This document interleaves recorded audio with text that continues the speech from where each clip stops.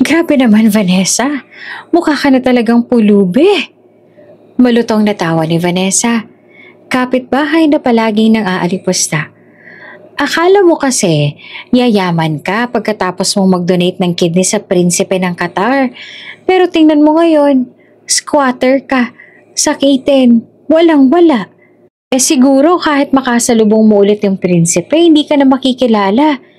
Sino ba naman ang tatanggap sa isang babaeng payat na parang lantang gulay? Hindi makasagot si Maria. Nangingilid ang luha. Pero sa likod ng kalsada, isang itim na sasakyan ang huminto. Bumaba ang isang lalaking matikas. Nakasuot ng disente at natigilan si Maria nang makita kung sino. Prinsipe? Bago ka pa lang sa channel neto, ibang kwento ni Ate Jane, istorya mo, ikwento ko. Huwag kalimutang pindutin ang notification bell at subscribe button.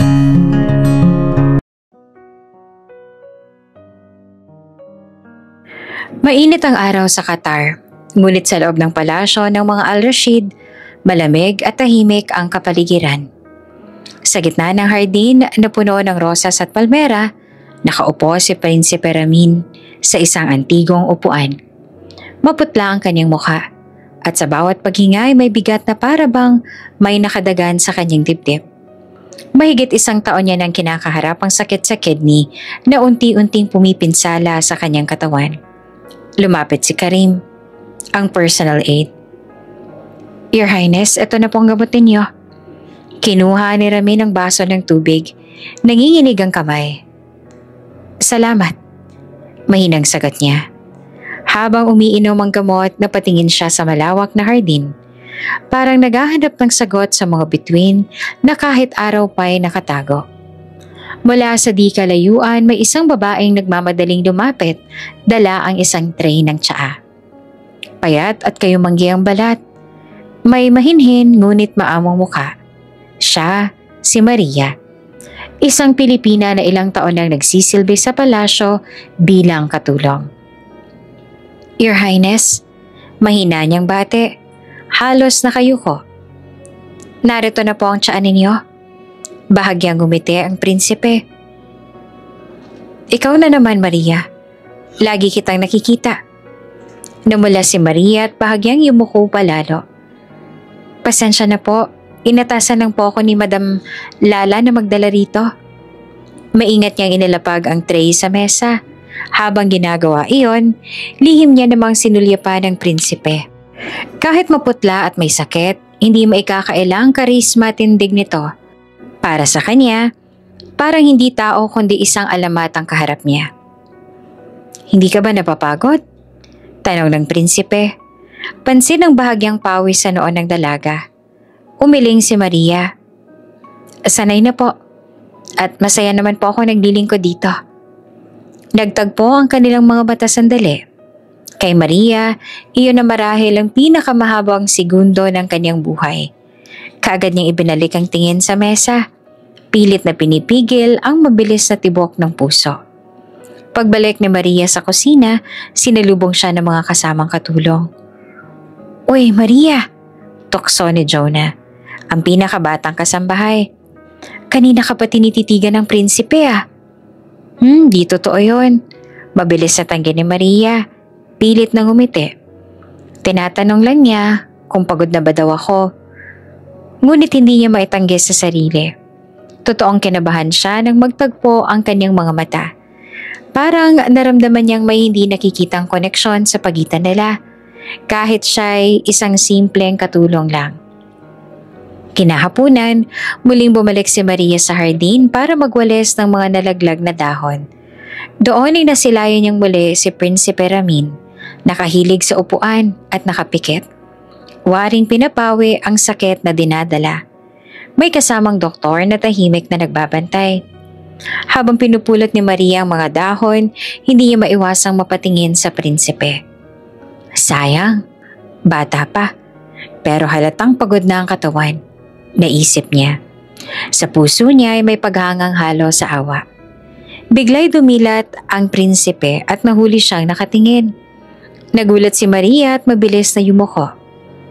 Maganda ba ang tanawin? Tanong ng prinsipe, may bahid ng biro ang boses. Po? Opo, maganda po ang hardin. Tarantang sagot ni Maria. Hindi inaming siya mismo ang pinagmamastan. Ngumiti naman ang prinsipe, ngunit agad ding napawi ang ngiti nang hawakan niya ang tagiliran at marahang napapikit muli sa kirot.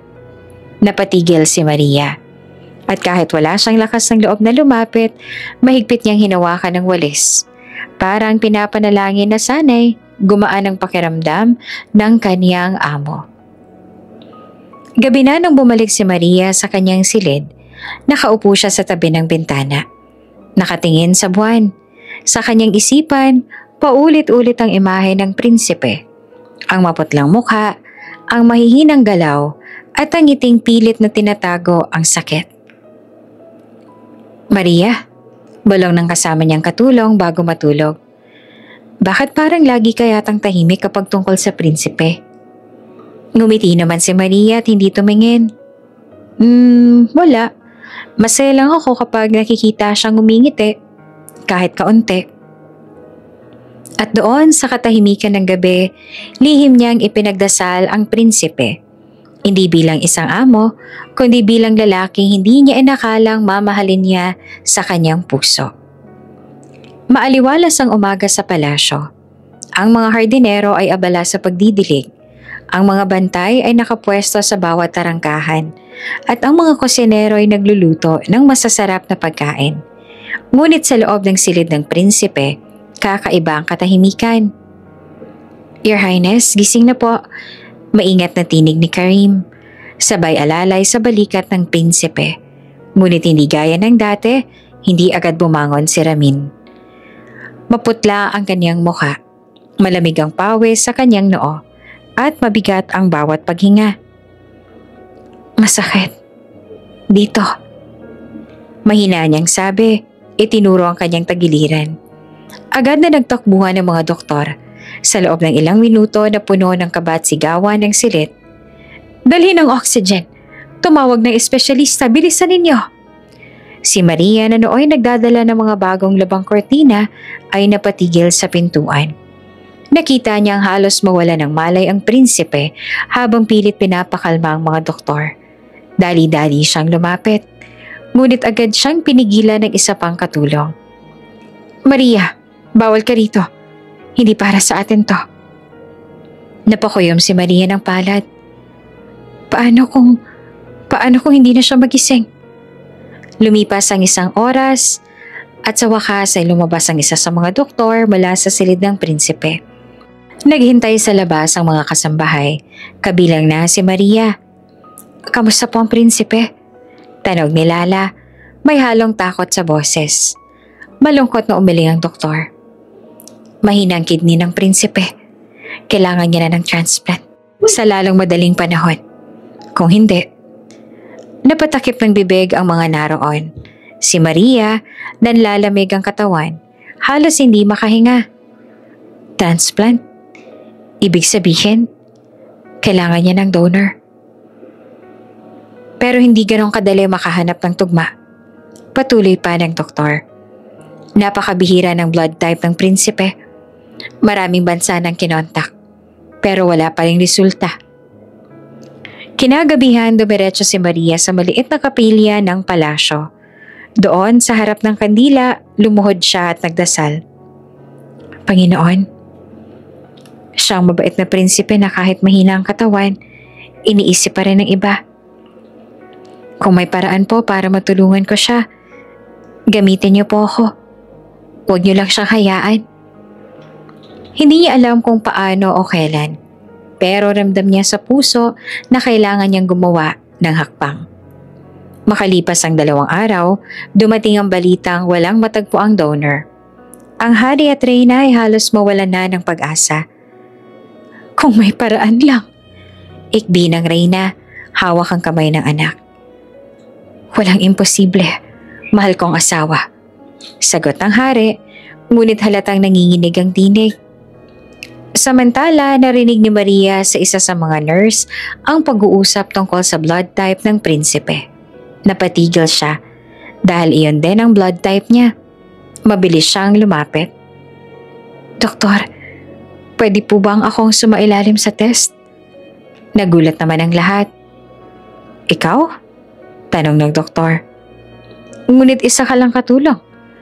Alam mo bang ibig sabihin nito? Tumango si Maria, mariin. Opo. Basta may posibilidad po na matulungan siya, handa akong subukan. Kinabukasan, tinipon ng doktor ang pamilya at mga tauhan. May isang tao na lumapit at kusang loob na nagpa-test. At siya ang tugma. Nagulat ang lahat. Sino?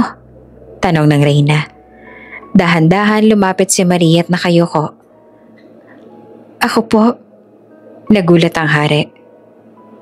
Ikaw? Nilingon niya ang asawa at mga tauhan. Ngunit isa lang siyang katulong. Ngunit tumayo si Maria. Pinilit na magpakatatag. Alam ko pong maliit lang ako sa inyong palasyo. Pero kung buhay po ng prinsipe ang nakataya, wala na pong mas mahalaga. Napatitig ang prinsipe kay Maria. Mahina man ang katawan, hindi niya napigilang magsalita. Maria, bakit? Umagos ang luha ni Maria, pero matibay ang kanyang tinig. Dahil hindi ko kaya makita kayo nawawala, Your Highness. Kung ako lang ang pag-asa, ibibigay ko. Nagkaroon ng katahimikan. Kahit ang hari at reyna ay hindi nakapagsalita agad. Ngunit sa kanilang mga mata, bakas ang paghanga at pagkalito. Tinawag ng prinsipe si Maria, halos nanginginig pa sa panghihina. Hindi ko alam kung paano ako makakapagpapasalamat. Ngumiti si Maria, pinahid ang sariling luha. Hindi ko po kailangan ng pasasalamat. Ang mahalaga lang ay mabuhay kayo. At sa sandaling iyon, naramdaman ng lahat na sa isang simpleng dalaga ang handang magbigay ng bahagi ng kanyang sarili, hindi para sa yaman, hindi para sa kapangyarihan, kundi para sa isang prinsipe na lihim niyang iniibig. Sa gitna ng katahimikan, tila tumigil ang oras. Ang kapalaran ng kaharian at ang puso ni Maria ay magsisimula ng magbago. Umaga pa lang ay mabigat na ang hangin sa palasyo. Hindi sa init ng disyerto, kundi sa tensyon na bumabalot sa bawat sulok. Sa anino ng mga arko, tahimik na naglakad si Maria. Bitbit ang maliit na rosaryong luma na galing pa sa kanyang ina. Sa dulo ng pasilyo, naghihintay ang pinto ng silid konsultasyon. Doon siya ipapatawag ng mga doktor, kasama ang pamilya, Maharlika. Maria, salubong ng doktor na si Dr. Hamid, mahinahon ngunit diretso. Salamat at dumating ka. Maupo ka. Sa loob ay naroon ang hari at reyna. Kapwa nakadamit ng payak kesa sa karaniwan. Sa tabi nila ay nakaupo si Prinsipe Ramin. Maputla, pilit na nakataas ang ulo. Parang sundalong ayaw magpatalo.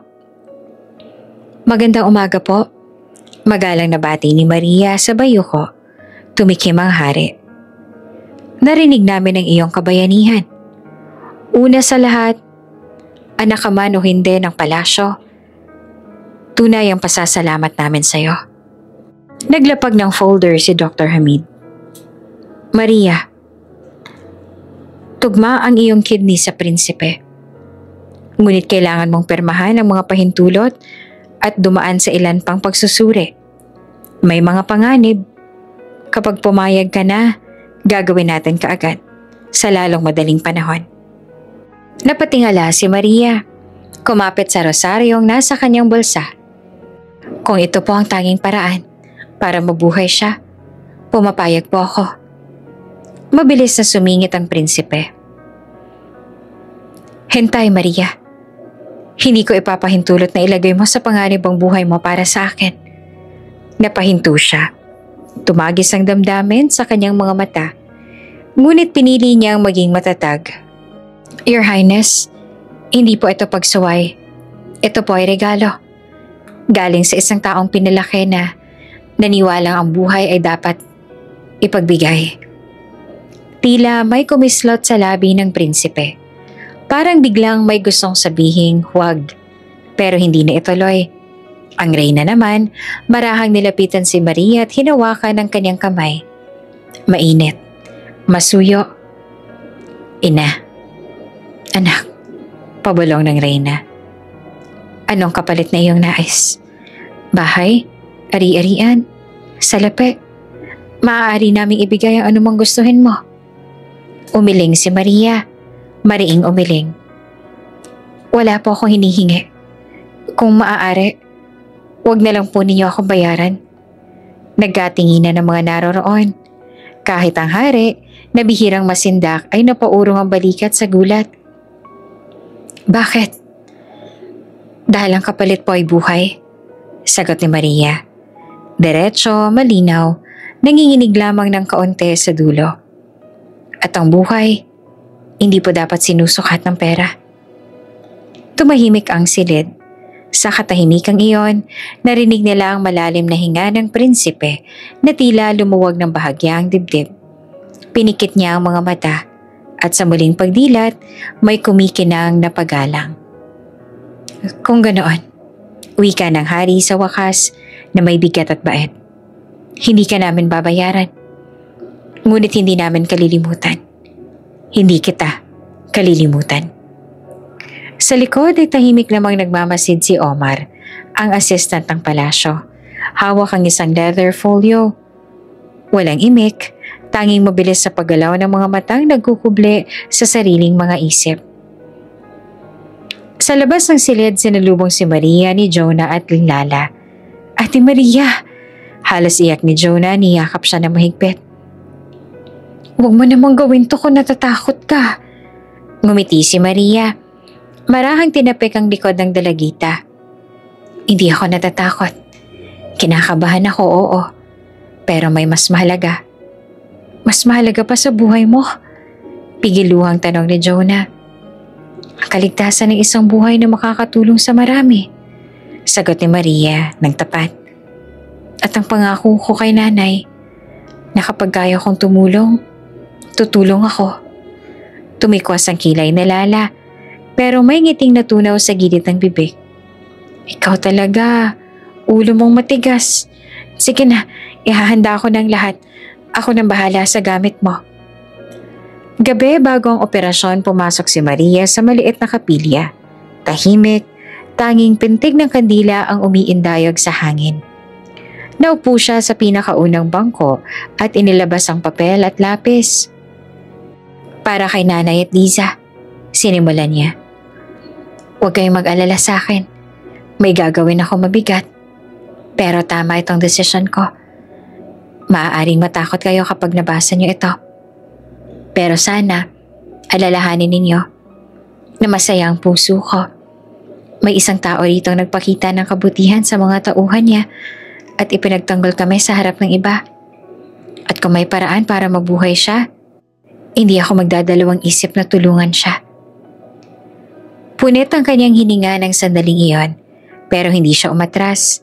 Tinupi niya ang liham at inabot kay Lala sa labas ng kapilya. Ikaw nang bahala na magpadala nito kung sakaling matagalan man bago ako magising. Tinapik siya ni Lala sa balikat. Marahang kakaiba sa karaniwang taray. Huwag kang magsabi ng ganyan. Gigising ka pa. Babangon ka, Maria. Naiintindihan mo? Babalik ka rito at gigisingin mo kami para sa tsaa. Babalik nga ako. Ngiting mahigpit naman ni Maria. Pangako. Kinabukasan, damit pang opera na ang suot ni Maria. Maluwag, malamig. Sa pre-op room, sinindihan ni Dr. Hamid ang malambot na ilaw at nilapitan siya. Maria, huling tanong. Sigurado ka ba? Sobra. Sagot niya, diretso at walang pag-aalinlangan. Dok, kung sakali po, walang kung sakali. Singit ni Dr. Hamid. Ngunit may paggalang sa tinig. Babantayan ka namin. Nang buksan ng pinto ay nandoon si Prinsipe Ramin, naka-wheelchair, payat at maputla, ngunit nagpigil ng emosyon. Sa likod niya ang hari at reyna. Hindi bilang mga monarka, kundi bilang mga magulang. Lumapit ang prinsipe, pilit tumayo. Napatakpo agad ang nurse. Ngunit itinukod niya ang sarili sa gilid ng kama ni Maria. Hindi ko alam kung may salitang sasapat. Bulong niya. Hindi ko man maibigay sa iyo ang sarili kong buhay. Ito man lang. Inabot niya ang isang manipis na scarf na puti. May hinabing gintong sinulid sa gilid. Simbolo ng pamilya Al-Rashid. Sa amin, kapag ibinigay ito, hindi ka natitingnan ng iba. Hinawakan ni Maria ang scarf. Halos mahulog ang luha. Ngunit hindi ko po ito deserve. Maria, hawak ng reyna. Pag-ibig ang karapat-dapat, hindi ranggo. At pinili mong magmahal sa pinakamahirap na paraan. Sa pamamagitan ng pagbibigay. Tumingin si Maria kay Ramin. Your Highness, kung sakaling hindi yan na ako maalala, imposible yan. Putol pa ng prinsipe. Unti-unti nang nabasag ang tinig. Tandaan mo to. Walang araw na hindi ko ipagdarasal ang pangalan mo, Maria. Sumingit naman si Jonah mula sa gilid. May hawak na maliit na balot. Ate, kinulayan ko yung panyo mo kagabi para maswerte. Ibinulsa naman ni Maria ang panyong may bordang maliliit na bulaklak. Gawa sa sinulid na pilit lang tinipid sa sahod. Ngunit higit pa ang halaga. Nang sumapit ang sandaling ihatid na si Maria sa operating theater, dumaan ang stretcher sa mahabang pasilyo ng salamin. Sa bawat kislap ng ilaw, para bang binibilang ng tadhana ang lakas ng kanyang loob. Sa dulo, humawak ang hari sa barandilya ng stretcher. Isang kilos na bihirang makita ng sino man. Anak, sabi ng hari na halos pabulong. Kung may Diyos man na naghahari sa lahat ng kaharian, tiyak ako nakatingin siya sa iyo ngayon. Tumango si Maria, pinisil ang rosaryo sa palad. Sapat na po iyan para lumaban. Pumasok sila sa malamig na silid. Amoy antiseptiko. Puti ang lahat. Tumigil ang mundo sa pagitan ng tunog ng monitor at malalim na hinga ng mga doktor. Maria, wika ng anesthesiologist. Hihingan kita ng 3 mabagal na paghinga. Pagkatapos matutulog ka na. Pagkagising mo, mas magaan na. Ngumiti si Maria, tumingin sa salaming kisame kung saan sumasalamin ang kanyang mukha. Isang simpleng dalagang Pilipina na inilagay ng tadhana sa gitna ng palasyo.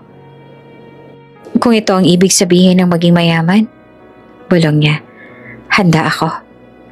Isinuot ang mask, isang malalim na paghinga, pangalawa, pangatlo, bago tuluyang pumikit. Sumilay sa sulok ng kanyang labi ang bahagyang ngiti, hindi para sa sarili kundi sa prinsipe. Sa kaharian at sa lahat ng taong naniniwala pa rin na ang kabutihang loob ay mas makapangyarihan kesa sa korona. Sa labas ng salaming pinto, magkahawak kamay ang hari at reyna at katabi nila ang prinsipe. Nakatingin, nananalangin, humihinga ng sabay sa tibok ng monitor na unti-unting naging musika ng pag-asa. At sa unang hiwa ng liwanag sa pagitan ng malamig na bakal at mainit na laman, nagsimulang kumilos ang mga kamay na magliligtas. Hindi lamang sa prinsipe, kundi sa hiwaga ng 2 pusong tatapala ng iisang himaymay ng buhay. Mainit ang liwanag ng araw na tumagos sa malalaking bintana ng Royal Hospital Suite. Sa wakas, matapos ang ilang oras ng operasyon, bumalik na sa malay si Prinsipe Ramin. Mahina pa, ngunit bakas na ang bagong sigla sa kanyang mukha. Sa tabi niya, hawak ng reyna ang kanyang kamay. At ang hari na may nakatayo, pinagmamasdan ng nag-iisang anak na parang muli itong isinilang. Salamat sa Diyos, bulong ng reyna, humahaplos sa buhok ng anak. Buhay ka, Ramin. Salamat din sa mga doktor. Dagdag pa ng hari, ngunit kaagad ay lumingon sa kabilang kama, kung saan naman nakahiga si Maria. Payat, maputla, ngunit mahimbing ang tulog matapos isakripisyo ang bahagi ng kanyang sarili. Ipinatong ng hari ang kamay sa balikat ng asawa. Hindi lang sa Diyos tayo may utang na loob. Tingnan mo siya. Isang simpleng katulong. Ngunit siyang naging tulay ng buhay ng ating anak. Makalipas ang ilang oras ay nagising na rin si Maria. Nagtama ang kanyang mga mata at ang reyna na agad namang lumapit. Maria anak, huwag kang gagalaw muna. Kailangan mo pang magpahinga. Ngumiti si Maria, mahina ngunit magaan. Kamusta na po ang prinsipe? Narinig ni Ramin mula sa kanyang kama at pinilit umubo. Buhay ako. Dahil sa iyo, Maria. Nangusap ang kanyang mga mata, lalo ng galak at hindi maipaliwanag na pasasalamat. Napaluha naman si Maria, napapikit. Mabuti na lang po. Lumapit ang hari at nakasuot ng simpleng tourniquet kulay ginto. Tumikim siya, malalim at mariing tinig. Maria, bilang hari ng bansang ito, ako mismo mag-uutos. Babayaran ka namin ng higit pa sa kaya namin ipakita. Hindi namin hahayaang manatili kang isang hamak na katulong lamang matapos ang iyong ginawa. Nanlaki ang mga mata ni Maria, mabilis na umiling. Hindi na po kailangan kamahalan. Hindi po ako nag-donate para sa pera. Ayoko pong isipin ng sino man na ginamit ko ang prinsipe para yumaman. Ngumiti ang reyna, puno ng awa at pag-unawa. Anak, hindi ito tungkol sa pagbili ng ginawa mo. Ito ay pagkilala. Ang taong nagbibigay ng buhay ay hindi dapat magpatuloy sa hirap. Ngunit nanindigan si Maria, pinipigilang pumatak ang luha. Pakiusap po, sapat na po na buhay ang prinsipe. Hindi ko kailangan ng kahit ano. Naglakad ang hari papalapit sa bintana. Mula roon, tanaw niya ang taniman ng datiles na sumasayaw sa hangin ng desyerto. Nakasalubong ng kanyang isip ang tanong, paano ka magpapasalamat sa isang taong halos isinugal ang sariling buhay nang walang hinihingi? Matapos ang mahabang katahimikan, lumingon siyang muli. Kung ayaw mong tanggapin sa harap namin, ipag-uutos ko pa rin na ikaw ay pagkalooban, hindi bilang suhol, kundi bilang batas ng katarungan sa kaharian na walang dapat na nagiging pulube matapos magligtas ng hari o ng prinsipe. Hindi makasagot si Maria. Naramdaman niyang wala nga siyang laban sa bigat ng desisyon ng hari. Huminga siya ng malalim at nagdasal na sana'y manatiling maayos ang lahat. Ilang araw makalipas, dumating si Omar, ang matagal ng assistant ng palasyo. Nakaitim na suit, malinis ang hiwa ng buhok, ngunit may malamig na titig na para bang may sariling lihim. Siya ang inatasan upang mag-asikaso ng lahat ng papeles at dalhin kay Maria ang napakalaking kabayaran. Maria, bati niya, nakangiti ngunit may bahid ng peke. Ako ang inatasan ng mahal na hari upang iabot sa iyo ang biyayang para sa sakripisyo mo. Marapat lamang natanggapin mo ito. Nagulat si Maria nang ilapag ni Omar ang makapal na sobre sa gilid ng kanyang kama. Ramdam niya agad ang bigat nito. Hindi lamang papel, kundi salapi. At malamang milyones ang halaga. Pasensya na po. Agad niyang tinulak pabalik ang sobre. Ngunit hindi ko po talaga kayang tanggapin. Hindi ko po ito ginawa para sa pera. Nagkunwaring mabait pa si Omar. Marahang itinulak muli ang sobre pabalik sa kanya. Maria, utos ito ng hari. Huwag mong kontrahin ang kagustuhan ng hari at reyna. Para na rin sa pamilya mo. Tanggapin mo. Matutulungan ka nito. Tumingin si Maria kay Omar. Bakas ang pag-aalinlangan. Ngunit naaalala niya ang mga salitang binitiwan ng hari. Batas ng katarungan. Napakagat siya ng labi at yumuko. Kung iyon po ang desisyon ng hari, igagalang ko. Ngumiti naman si Omar, ngiting walang init, kundi hungkag at tuso. Mabuti naman at nagkakaintindihan tayo. Kinagabihan habang nakatanaw sa buwan mula sa kanyang silid, hawak-hawak ni Maria ang sobre. Mabigat ang kanyang palad. Hindi niya maipaliwanag kung bakit parang may kaba siyang nararamdaman. Sa halip na galak, tila bangungot ang laman nito. Narinig niyang mahinang tinig ng prinsipe mula sa kabilang silid. Mahina, ngunit malinaw.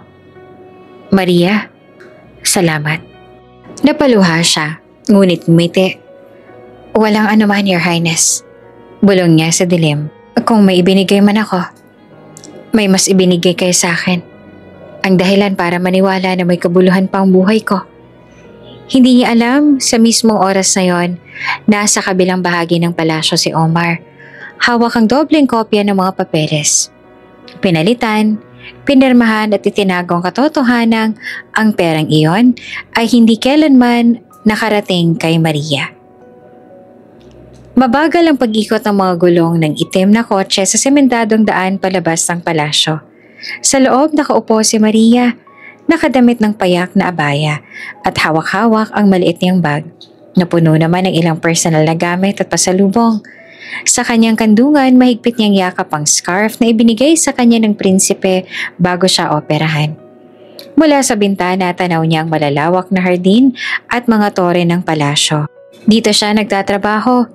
Dito rin niya binigay ang bahagi ng kanyang katawan para mailigtas ang prinsipe. Maria, tinig ng prinsipe mula sa tabi niya. Maputla pa rin ngunit nakangiti. Nakaupo siya kasama ng kanyang mga magulang. Sigurado ka bang kailangan mo talagang umuwi? Tumango si Maria, bahagyang ngumiti. Kailangan ko pong makasama ang pamilya ko sa Pilipinas. Gusto ko pong magpahinga roon. Pangako ko po, babalik din ako. Nagtagpo ang kanilang mga mata sa isang iglap para bang may mga salitang gustong ilabas, ngunit hindi kayang sabihin. Pagdating nila sa palasyo, nagtipon ang lahat ng tauhan upang magpaalam. Nandoon ang mga katulong, mga hardinero, mga gwardya, at lahat ay nagbigay galang. Maria, ingat ka sa biyahe, sabi ni Jonah, sabay yakap na mahigpit. Sana bumalik ka kaagad. Hindi ako sanay na wala ka dito. Babalik ako, pangako ni Maria, pilit na nakangiti. Alagaan mo si Lala, ha? Si Lala naman na laging masungit ay napapaluha rin. Ikaw na lang kasi nagpapasensya sa akin dito, Maria. Huwag ka magpapabaya roon. Lumapit ang Reyna. Mahigpit naman ang yakap kay Maria. Anak, hindi ka namin titingnan bilang katulong. Isa ka ng bahagi ng aming pamilya. Huwag mong kalimutan iyon. Ngumiti si Maria. Nangingilid ang luha. Hindi ko po yon malilimutan. Mahal na Reyna. Maraming salamat po sa lahat. Sa huling pagkakataon, lumapit si Prinsipe Ramin. Hindi niya mapigilang hawakan ang kamay ni Maria. Salamat. Mahinang bulong. Babalik ka. Pangako mo yon. Tumango si Maria. Pangako. Sa loob ng eroplano ay nakaupo si Maria sa tabi ng bintana. Habang umaangat ang sasakyan sa himpapawid, natanaw niya ang malawak na disyerto ng Qatar. Sa kanyang dibdib, mahigpit pa rin niyang yakap ang scarf ng prinsipe. Napapikit siya at bumalik sa alaala ang mga sandali sa ospital. Ang paghawak ng prinsipe sa kanyang kamay, ang mga luha ng hari Reyna at ang ngiting tila nagsasabing, hindi ka lang isang katulong. Panginoon, bulong niya habang nakatanaw sa ulap. Sana'y gabayan ninyo ako sa pagbabalik.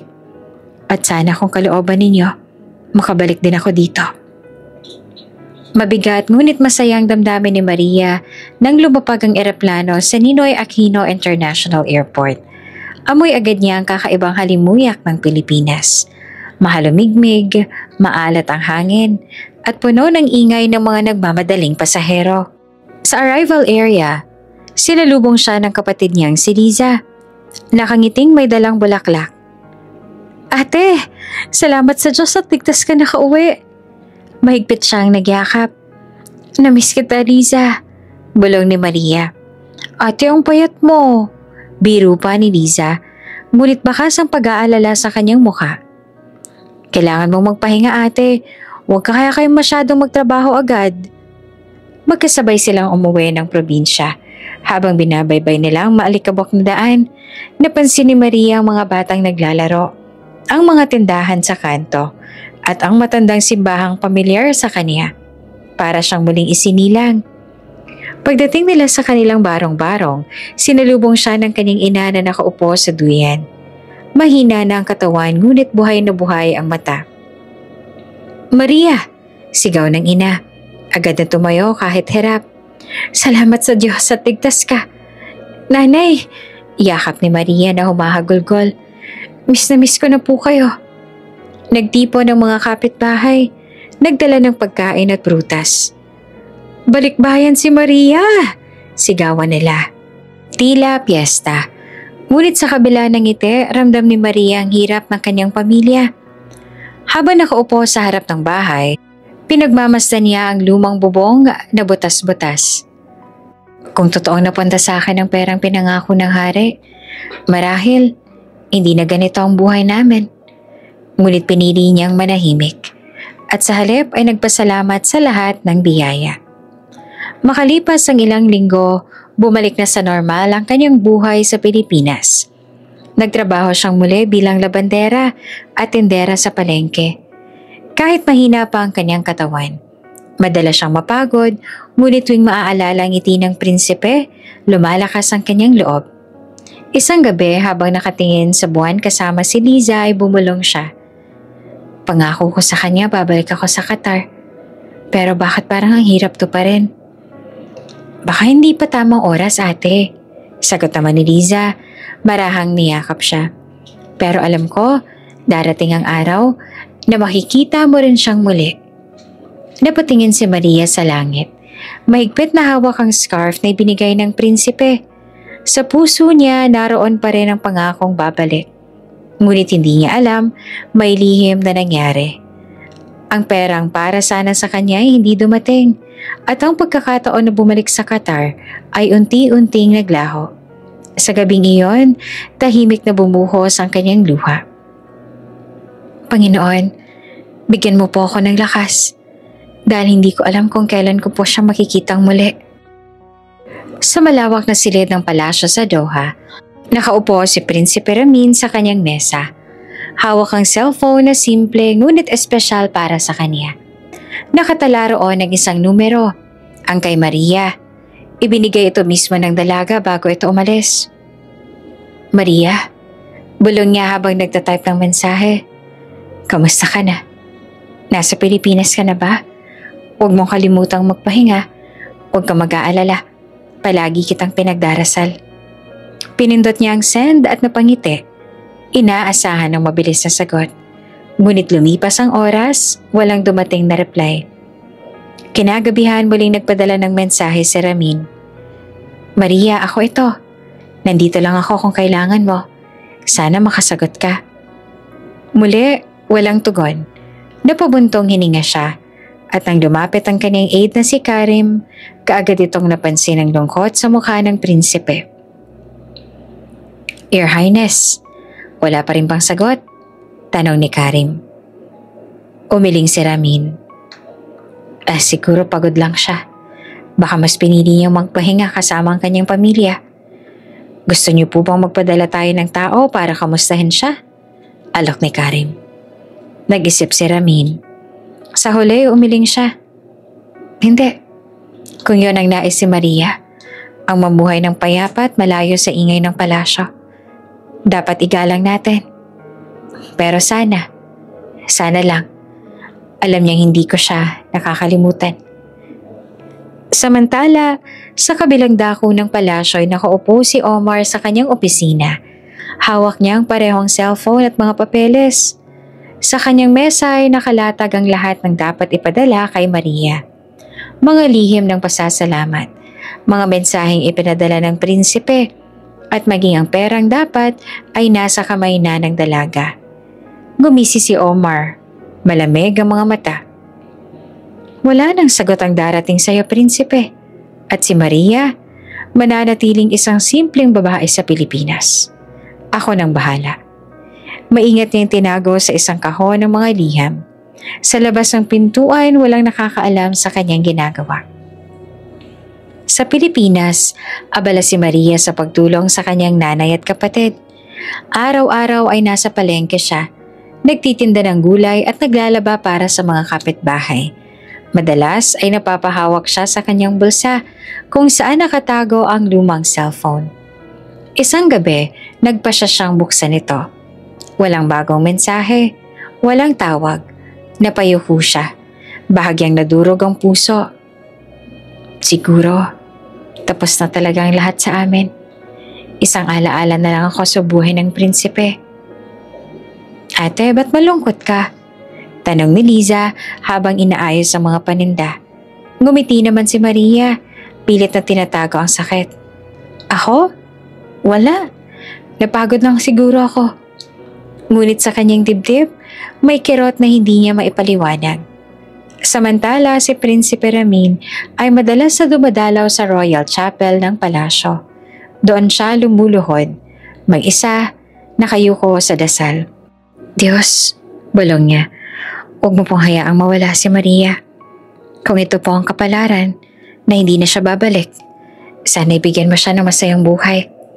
Pero kung may paraan pa, sana'y muli kaming magkita.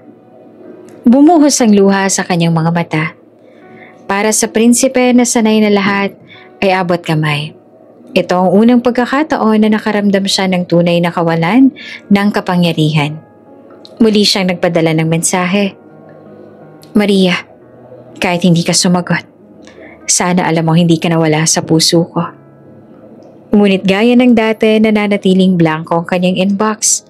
Walang sagot, walang kahit isang salita.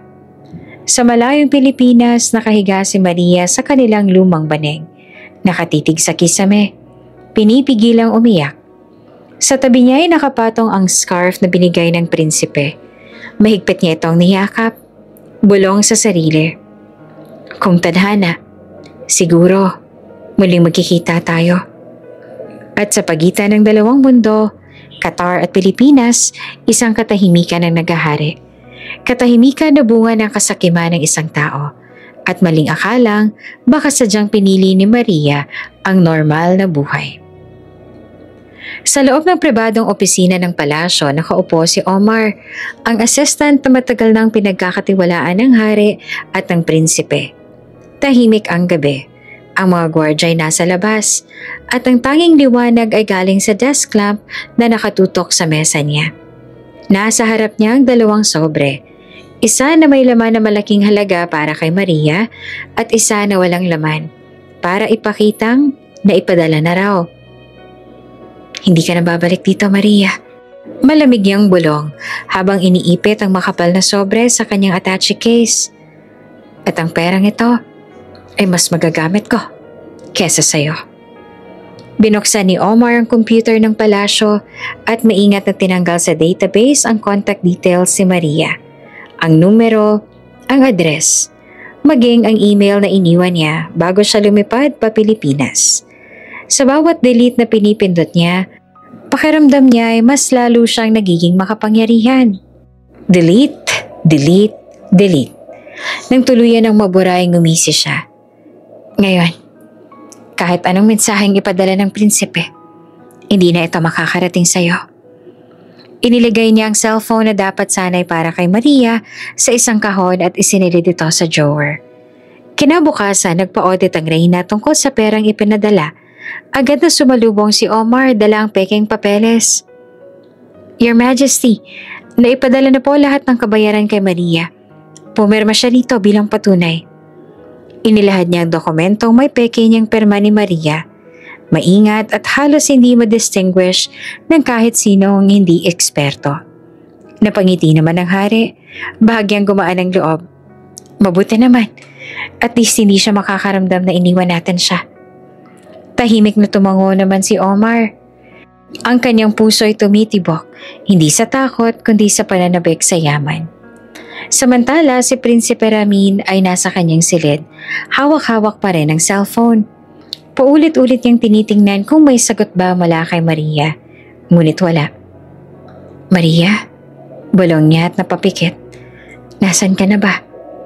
Pumasok naman si Omar dalang ilang papeles. Your Highness, marahil po ay busy si Maria sa Pilipinas. Hindi lahat ng oras ay makikipag-ugnayan yon. Pero huwag kayong mag-alala, maayos na ang lahat. Nagtaas ang tingin ng prinsipe, halatang nag-aalala. Sigurado ka, Omar? Hindi ba siya nagpadala ng kahit anong liham? Umiling si Omar. Seryoso mukha, ngunit peke ang lahat. Wala po, Your Highness. Baka gusto lang niyang mamuhay ng tahimik kasama ang kanyang pamilya. Napayuko si Ramin. Napakuyom ang kamao. Kung iyon ang nais niya, igagalang ko. Ngunit sa kanyang mga mata, may lungkot na hindi maitatago. Sa Pilipinas, patuloy na naghihirap si Maria. Naglalabas siya ng mga damit ng kapitbahay sa ilog. At sa bawat paghampas ng labada, iniisip niya ang prinsipe. Minsan, bulong niya kay Liza. Iniisip ko, baka nakalimutan niya na ako. Hindi yun totoo, ate. Sagot ni Liza. Pilit siyang pinapakalma. Siguro na busy lang siya. Prinsipe siya, hindi ba? Marami siyang responsibilidad. Napangiti naman si Maria. Pilit na pinapawi ang sakit. Ngunit sa gabi, habang hawak-hawak ang scarf, bumalik ang tanong. Bakit wala man lang mensahe? Sa isang malaking pagtitipon sa palasyo, nakatayo si Omar sa tabi ng prinsipe. Tinitingnan niya ang mga maharlika, ang mga negosyante at ang mga diplomat na nagdaratingan. Sa isip niya, sa akin na mapupunta ang lahat ng kayamanan, habang ang prinsipe, abala sa kanyang kalungkutan. Walang kamalay-malay na ako ang kumukontrol. Lumapit ang isang negosyanteng Arabo. Omar, narinig ko ikaw ang may hawak ng mga pondo para sa charity ng palasyo. Gusto kong makipag-ugnayan. Ngumiti naman si Omar, yumuko ng bahagya. Ako ang bahala. Lahat ng dumadaan dito, dumadaan sa akin. At sa likod ng ngiting iyon, nanatili ang lihim. Ang kayamanang para kay Maria ay siya ngayong ginagamit sa sariling kapangyarihan. Isang gabi muling nagdasal si Prinsipe Ramin sa kapilya ng palasyo. Nakatitig siya sa mga kandila, ang mukha'y punong-puno ng pag-aalala. Kung ito ang tadhana, na hindi ko na siya makikita, bulong niya. Sana'y maging masaya siya. Pero bakit ganito ang pakiramdam? Parang may mali. Sa malayong Pilipinas, nakahiga si Maria sa banig, mahigpit na yakap ang scarf. Kung talagang nakalimutan niya ako, sana kahit sa alaala, hindi na ako mawala. At sa pagitan nilang dalawa ay nakatayo si Omar, ang lihim na hadlang, ang anino sa kanilang kapalaran. 3 taon ang mabilis na lumipas sa kaharian ng Qatar. Sa bawat buwan, unti-unting bumalik ang sigla at lakas ng prinsipe. Mula sa dating payat at maputla, muli siyang tumayo ng matatag. Bumalik sa palasyo upang gampanan ng mga tungkulin bilang tagapagmana ng trono. Ngunit sa kabila ng tagumpay, may isang alaala na hindi niya mabitawan. Ang mukha ng isang dalagang Pilipina na nag-alay ng bahagi ng kanyang sarili. Isang umaga, naglalakad si Prinsipe Ramin sa hardin ng palasyo. Kasama niya ang kanyang aide na si Karim. Malusog na ulit ang kanyang tindig. Makisig, mataas ang balikat. Ngunit may lungkot pa rin sa mga mata. Your Highness, wika ni Karim. Maganda ng resulta ng huling iyong pagsusuri. Wala na kayong dapat ipangamba. Para kayong muling isinilang. Ngumiti ang prinsipe at marahan. Oo, Karim. May utang akong hindi ko pa rin mababayaran. Napatingin siya sa mga rosas na namumulaklak sa gilid ng hardin. Hinaplos niya ang isang puting bulaklak at sa isang iglap, bumalik sa isip niya ang alaala ni Maria. Ang mapayat nitong katawan, ang payak ng ngiti, at ang mga mata nitong puno ng tapang. Hindi ko siya makalimutan, Karim. Siya ang dahilan kung bakit nandito pa ako. Tahimik lang na tumango si Karim. Alam niyang wala siyang salitang kayang pumawi sa hinanakit ng prinsipe. Sa mga sumunod na buwan, naging abala si Prinsipe Ramin sa mga tungkulin bilang kinatawan ng kanyang ama. Dumalo siya sa mga pulong ng mga diplomat. Nagbigay ng talumpati sa harap ng kabataan at pinangunahan ang mga seremonya ng kanilang kaharian. Ngunit sa bawat tagpo, palaging may kakulangan.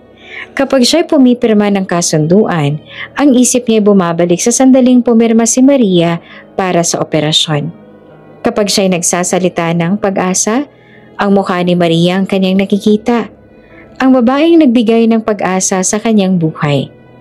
Isang gabi matapos ang isang malaking pagtitipon, nakaupo siya sa balkonahe ng kanyang silid. Hawak-hawak ang lumang scarf na ibinigay niya kay Maria. Napapikit siya. Iniisip, nasaan ka na kaya, Maria? Buhay ka pa ba? O kinalimutan mo na ako? Madalas pa rin bumisita ang prinsipe sa kapilya ng palasyo. Doon sa harap ng mga kandila, lagi niyang inuukit ang parehong dasal. Diyos, kung may pagkakataon pa, ibalik mo siya sa akin. Hindi ko alam kung bakit wala na akong naririnig mula sa kanya, pero alam kong hindi matatapos sa alaala lang ang lahat. Habang nakaluhod, dumaloy ang luha sa kanyang mga mata. Kahit napapaligiran siya ng karangyaan, ramdam niyang hungkag ang puso niya. Isang gabi, habang kumakain sila ng hapunan, napansin ng Reyna ang katahimikan ng anak. Ramin, bakit parang malayong iniisip mo? Tanong nito. Hawak ang kanyang kamay. Umiling si Ramin. Marahang umiti. Wala po, iniisip ko lang. Kung nasaan na kaya siya? Nagkatinginan naman ang Hari at Reyna. Alam nila kung sino ang tinutukoy ng anak. Ngunit wala silang masabi. Wala rin silang balita kay Maria dahil naniwala silang nasa mabuting kalagayan nito sa Pilipinas. Ang hindi nila alam, may lihim na nakatago sa likod ng katahimikan ni Omar. Samantala sa Pilipinas, iba ang realidad. Si Maria ay patuloy na nakikibaka sa kahirapan. Nagtitinda siya sa palengke tuwing umaga at sa gabi naman nag-aalaga ng kanyang nanay na lalong nangihina. Mahina rin ang kanyang katawan, dala ng operasyon at pagod sa trabaho. Ngunit sa tuwing mapapatingin siya sa langit, iniisip niya ang prinsipe. Kung nasaan man siya ngayon, sana masaya siya. Bulong niya. Sa kanyang dibdib nakatago pa rin ang scarf. Lumang-luma na, ngunit nananatiling sagisag ng kanyang pag-ibig at sakripisyo. Isang araw, tinanong siya ng kapatid na si Liza habang nag-aayos ng mga paninda. Ate, naisip mo bang sulatan ulit ang prinsipe? Baka hindi lang nakarating ang mga mensahe mo noon. Napailing si Maria. Ayoko na maging pabigat sa kanya, Liza. Prinsipe siya. May sarili siyang mundo. Siguro, hanggang alaala na lang talaga ako. Ngunit sa kanyang puso, alam niyang hindi kailanman mawawala ang prinsipe sa kanyang isipan. Sa palasyo ay nakaupo si Omar sa kanyang opisina. Binubuklat niya ang mga papeles na may kinalaman kay Maria. Naroon ang kanyang mga contact details. Lahat ay nakatago sa isang drawer. Pinagmasdan niya ito. Ngumisi at muling isinara ang drawer. Hindi na kayo magkikita, bulong niya. Hanggat nasa akin ang lahat ng ito, mananatili kayong malayo. Ngunit hindi niya alam, hindi kayang burahin ng anumang pandaraya ang kapangyarihan ng tadhana. At sa parehong oras, sa magkabilang panig ng mundo, magkasabay na bumuntong hininga si Prinsipe Ramin at si Maria. Hindi man nila marinig ang isa't isa. Iisa lang ang dasal ng kanilang mga puso, ang muling magkita. Tahimik ang gabi sa palasyo. Sa kanyang silid nakaupo si Prinsipe Ramin sa balkonahe. Tanaw ang kumikislap na ilaw ng Doha. Sa kanyang mga kamay, mahigpit niyang hawak ang scarf na minsang ibinigay niya kay Maria. Ilang taon na ang lumipas, ngunit parang kahapon lang nang ipagkatiwala ng dalaga ang kanyang buhay para mailigtas siya. Ngunit hanggang ngayon, wala pa ring balita mula sa kanya. Wala ring tugon sa mga mensaheng ipinadala niya noon. Hanggang kailan ako maghihintay? Tanong niya sa sarili. Hanggang kailan ko hahayaang takpan ng katahimikan ang lahat ng damdamin ko? Lumapit si Karim, dala ang ilang papeles. Your Highness, may imbitasyon po mula sa Sultan ng Oman. Gusto nilang makipagpulong tungkol sa kalakalan. Hindi sumagot agad si Ramin. Nakatitig lang siya sa malayo, tsaka marahan nagsalita. Karim, may halaga pa ba ang lahat ng kasunduang ito? Kung may isang utang na hindi ko pa na ibabalik? Nagulat si Karim. Ano pong ibig niyong sabihin, Your Highness? Huminga ng malalim ang prinsipe. Si Maria. Hindi ko siya matanggal-tanggal sa isipan ko. Bawat araw pakiramdam ko'y lalo ako nagkakasala dahil hindi ko siya nakikitang muli. Tahimik si Karim. Ngunit bakas ang pag-unawa sa kanyang mukha. Gusto niyo po bang hanapin ko siya? Tumango si Ramin, mariin. Oo, ako mismong pupunta ng Pilipinas. Hindi ko na kayang umasa na lang. Kailangan ko siyang makita. Hindi bilang prinsipe, kundi bilang lalaking may utang na loob. Kinabukasan sa hapagkainan, ipinahayag ng prinsipe ang kanyang plano. Ama, ina, panimula niya. Nagpasya na po ako. Pupunta ako sa Pilipinas. Nagulat ang reyna, halos malaglag ang kutsara. Ano? Ramin, imposible. Ikaw ang susunod na hari. Hindi mo basta-basta pwedeng iwan ang kaharian. Si Maria ang nagligtas sa akin. Mariing sagot ng prinsipe. Kung hindi dahil sa kanya, baka patay na ako ngayon. Paano naman ako magiging mabuting pinuno kung hindi ko malang siya kayang hanapin? Tumingin ang hari sa kanyang anak. Mabigat ang tingin. Ramin, maraming panganib ang dala ng desisyon mo. Hindi mo alam kung anong buhay ang madatatnan mo roon. Baka hindi niya na nais na makita ka.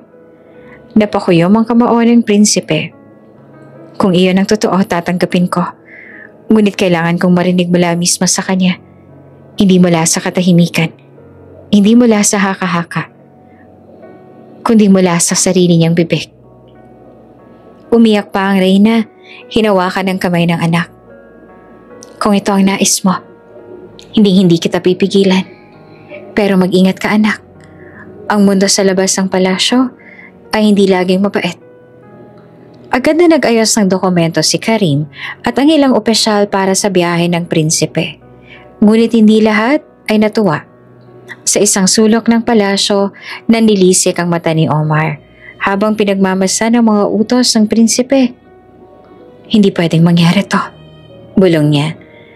Kapag nakita silang muli, malalaman ang lahat at mawawala ang lahat ng hawak ko. Agad siyang nagplano kung paanong pipigilan ang biyahe, ngunit mas matatag ang pasya ni Ramin. Sa huling gabi bago bumiyahe, naglakad si Ramin sa bulwagan ng palasyo. Tanaw niya ang malalaking chandelier, ang mga retrato ng kanilang mga ninuno at ang upuang yari sa ginto. Ngunit sa lahat ng iyon, wala siyang nakikitang halaga. Huminto siya sa harap ng isang salaming malaki, tinitigan ang sarili. Hindi ako magiging bihag ng trono. Kung may isa mang bagay na dapat kong gawin bilang tao, ito ay hanapin siya. Sa kanyang dibdib, itinago niya ang lumang scarf. Umaga sa harap ng palasyo, nakapila ang convoy na maghahatid sa prinsipe patungo sa paliparan. Nakabarong siya bilang simbolo ng paggalang sa bansang pupuntahan. Lumapit ang hari, mahigpit ang yakap. Anak, sa pagbiyaheng ito, dala mo ang pangalan ng ating kaharian. Ngunit higit sa lahat, dala mo ang pangalan ng puso mo. Huwag mong kalimutan iyon. Salamat, Ama. Sagot ng prinsipe, nangilid ang luha. Hindi ko kayo bibiguin. Lumapit din ang reyna, hinawakan ng kanyang mukha. Ramin, kung sakali man na hindi na siyang babaeng nakilala mo, sana'y tanggapin mo pa rin. Ngumiti si Ramin, puno ng tapang. Kung sino man siya ngayon, iyon ang gusto kong makita. Hindi ang alaala, kundi ang totoo. Pumasok si Ramin sa loob ng itim na limousine. Sa kanyang mga mata, bakas ang tapang at pananabik.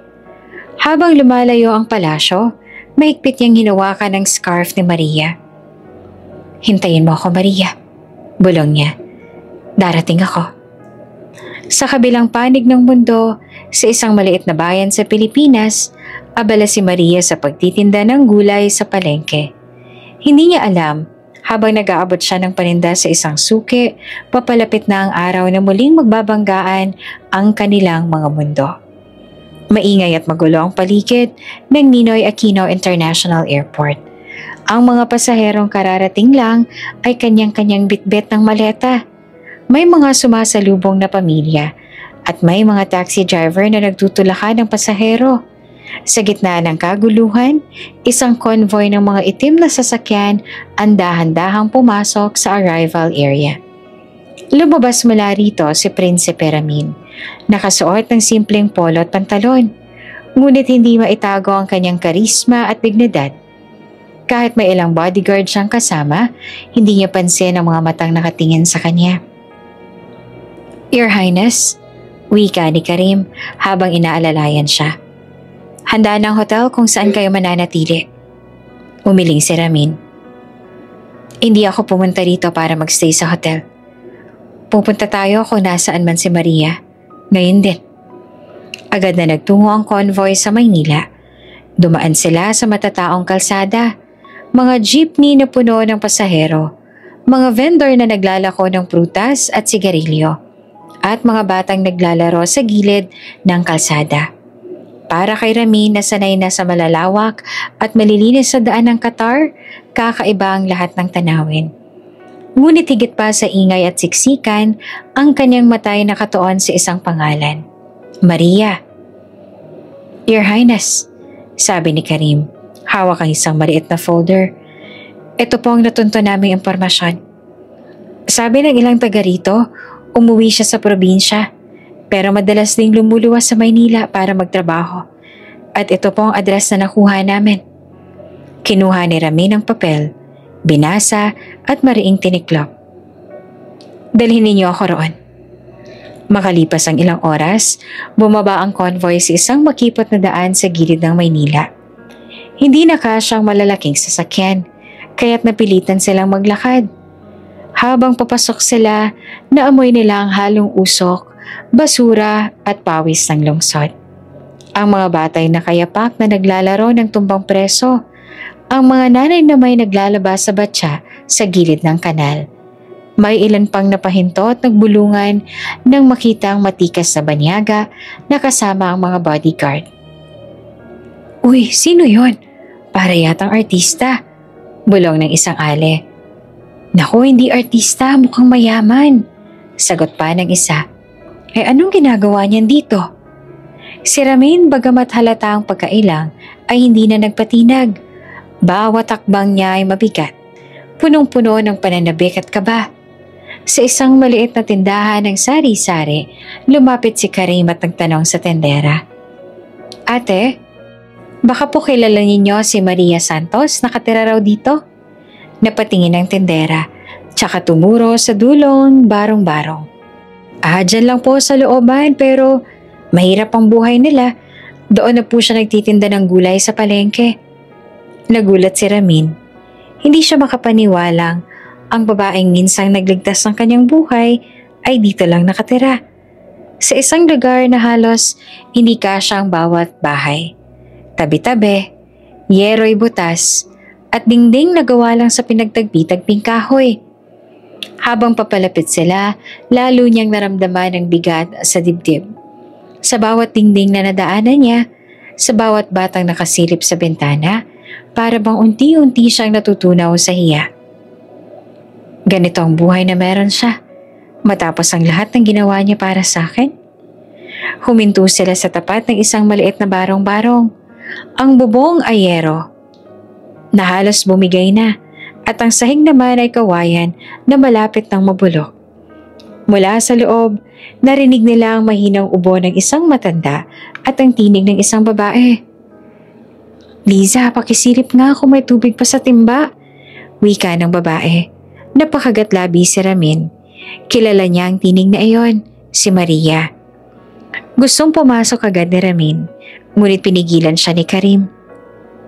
Your Highness, baka mabigla siya. Baka hindi handa. Huminga ng malalim ang prinsipe. Matagal na siya naghihintay. At ako rin. Lumapit siya sa pinto ng barong-barong at dahan-dahang kumatok. 3 beses, mahina ngunit puno ng bigat. Sa loob may yabag ng paa. Ilang segundo pa ay bumukas ang pinto. Lumabas si Maria, payat, maputla at halatang pagod.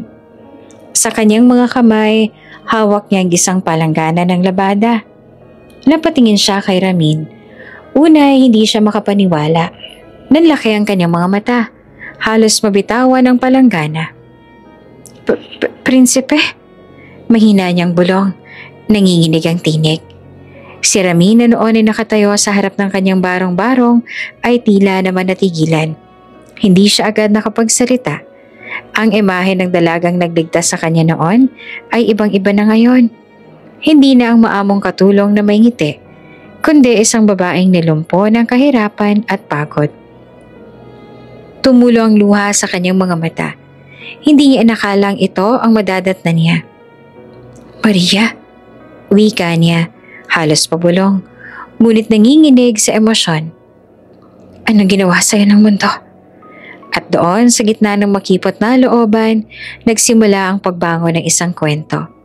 Isang prinsipe at ang babaeng nagligtas sa kanya. Muling pinagtagpo ng tadhana sa pinaka hindi inaasahang lugar. Nakatitig si Ramin kay Maria at para bang tumigil ang oras. Ang babaeng minsang nakilala niya sa palasyo, payat man, ngunit may ningning sa mga mata. Ngayon ay halos hindi na makilala. Payat na payat si Maria, kita ng buto sa braso, at ang kanyang balat ay maputla na tila walang dugong dumadaloy. Namumuo ang pawis sa kanyang noo kahit malamig ang hangin sa labas. Sa bawat takbang niya palabas ang barong-barong, parang bigat na ang kanyang mga paa. Prinsipe, ikaw ba talaga yan? Bulong ni Maria, halos hindi siya makapaniwala. Tumango si Ramin. Nanlalabong mga mata. Oo, Maria. Ako to. At ikaw. Natigilan siya. Hindi siya makapagsalita. Nabitiwan ni Maria ang palanggana at kumalat ang labada sa lupa. Agad siyang yumuko para pulutin iyon. Ngunit nakita ni Ramin na halos manginig ang kanyang tuhod sa panghihina. Maria, wag na. Agad siyang yumuko at pinulot ang mga damit. Hindi niya na inalantana kung mababasa ang kanyang kamay. Nagulat si Maria. Nanlaki ang mga mata. Your Highness, huwag niyo pong gawin yan. Ako po ang dapat. Hindi na ako prinsipe sa harap mo. Putol ni Ramin. Mariin ang tinig. Ako ay isang lalaki na may utang na loob. At nasasaktan ako sa nakikita ko. Hindi na makasagot si Maria. Pinagmasdan lamang niya ang prinsipe. At sa unang pagkakataon, matapos ang maraming taon, bumalik sa kanyang puso ang alaala ng mga ngiti at ng kahapong iniwan niya sa Qatar. Pinapasok siya ni Maria sa maliit na barong-barong. Doon, nasilayan ni Ramin ang mas masakit pang katotohanan. Ang kanilang tinitirhan ay gawa lamang sa pinagtagpi-tagping yero at kahoy. May isang lumang banig sa sahig, isang sirang mesa, at ilang gamit na halos wala ng halaga. Sa gilid ng silid ay naroon ang ina ni Maria, payat din at sakitin. Umubo ito ng malakas at agad na inalalayan ni Liza, kapatid ni Maria. Maria anak, sino yung bisita natin? Mahinang tanong ng ina. Siya po yung prinsipe na tinulungan ko noon. Sagot naman ni Maria. Mahina ang boses ngunit puno ng respeto. Nang marinig iyon, hindi na nakapagtimpi si Ramin. Napayuko siya. Pinisil ang tulay ng ilong at tumulo ang luha. Ito ba ang kapalit ng lahat ng kabutihang ginawa niya para sa akin? Habang ako'y nasa palasyo, nababalutan ng ginto at kayamanan, siya na ba'y namumuhay sa ganitong kalagayan? Lumapit si Ramin kay Maria at marahang hinawakan ng kanyang mga kamay. Maria, bakit hindi mo sinabi sa akin? Bakit mo tiniis lahat ng ito ng mag-isa? Umiling si Maria at pilit nang umiti. Ayokong isipin mong ginagawa ko yan para gantihan mo ako. Ang pagligtas sa buhay mo, iyon ang pinakamalaking gantimpala sa akin. Lalong nadurog ang puso ng prinsipe. Hindi, Maria. Hindi ko matatanggap na itong buhay mo. Habang ako'y namumuhay ng marangya. Tumulo ang luha ni Ramin at hindi niya ito napigilan. Tumalikod siya sandali, pinahid ang kanyang mga mata. Ngunit bumalik muli ang mga luhang parang ilog. Habang nag-uusap sila, biglang napahawak si Maria sa kanyang dibdib at umubo ng sunod-sunod. Agad na inalalayan siya ni Liza. Ate, magpahinga ka na. Sabi ko sa'yo, di ba, huwag kang masyadong magtrabaho. Ngunit kumiti lamang si Maria. Kailangan nating mabuhay, Liza. Hindi tayo pwedeng umasa lang. Nakita ni Ramin ang pinipilit na lakas ng dalaga. Sa kanyang mga mata, hindi lang siya ang babaeng payat at sakitin. Isa siyang bayani at mas lalo lamang nadagdagan ng paghanga at pagmamahal niya dito. Lumapit muli si Ramin at marahang hinaplos ang pisngi ni Maria. Maria, nasasaktan ako makita kang ganito. Kung kaya ko lang, babawiin ko ang lahat ng sakit na ito at ililipat sa akin. Nagulat si Maria, nanginginig ang labi. Prinsipe, wag po. Hindi ninyo kasalanan. Ako hong pumili ng buhay na to. Ngunit ako ang dahilan kung bakit ka naghirap. Mariin niyang tugon. Kung hindi mo ako iniligtas, baka hindi ka ganito kahina ngayon. Hindi ako papayag na manatili kang ganito. At sa unang pagkakataon, bumigay ang damdamin ng prinsipe. Sa harap ng lahat, yumuko siya at doon lumuha ng malakas. Ang dating matatag at marangal na prinsipe, ngayon ay nakaluhod sa harap ng isang payak na babae. Hindi dahil sa utang, kundi dahil sa tunay na damdamin. Tahimik ang silid. Si Liza at ang ina ni Maria ay nagulat nang makita ang prinsipe. Isang lalaking sanay sa karangyaan. Lumuha para sa kanilang mahal sa buhay. Si Maria naman ay napaiyak din. Hindi dahil sa awa sa sarili, kundi sa bigat ng pagmamahal nakikita niya kay Ramin. Prinsipe, balon niya at nanginginig ang tinig. Bakit kayo umiiyak para sa isang katulad ko? Tumingala si Ramin, namumula ang mga mata. Dahil hindi ka katulad ng iniisip mo, Maria. Ikaw ang dahilan kung bakit ako buhay. At ngayon, ikaw ang dahilan kung bakit ako umiiyak. Dahil ikaw ang pinakamahalagang tao sa akin. At sa gabing iyon, sa loob ng maliit na barong-barong, pinagsama ng tadhana ang dalawang pusong matagal nang nagdurusa. Isang prinsipe na nakataka sa kamatayan at isang babaeng sakitin ngunit matatag. Parehong umiiyak. Parehong nasasaktan. Ngunit parehong muling pinagtatagpo ng pag-ibig. Mainit ang hapon sa looban. Nakaupo si Maria sa maliit na bangko. Pilit na tinutulungan ng kapatid niyang si Liza na mag-ayos ng panindang gulay.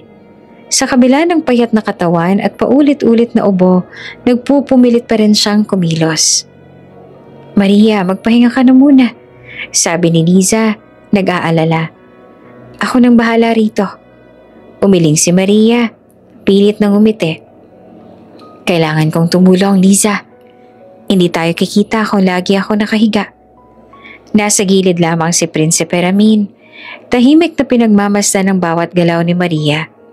Gusto niyang tutulan, pero alam niyang mayabang ang pride ng dalaga.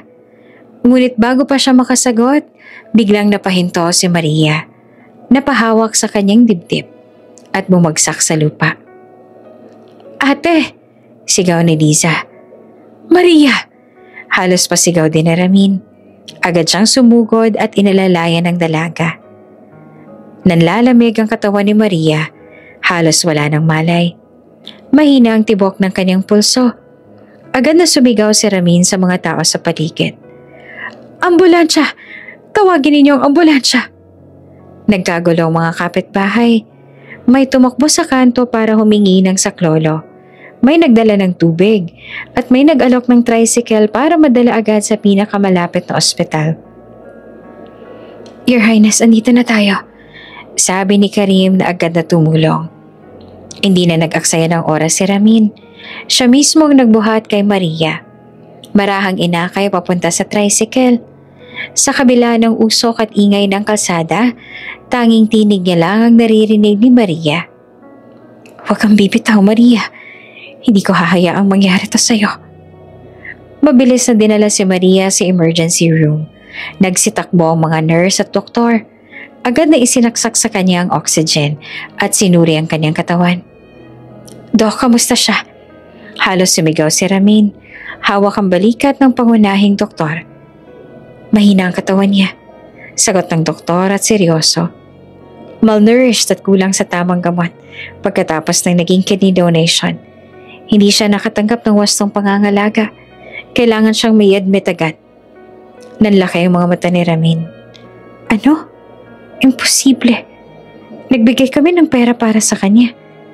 Nag-utos ang aking ama na siya'y alagaan." Nagkatinginan ng mga doktor. "Wala kaming record na nakatanggap siya ng ganoong suporta.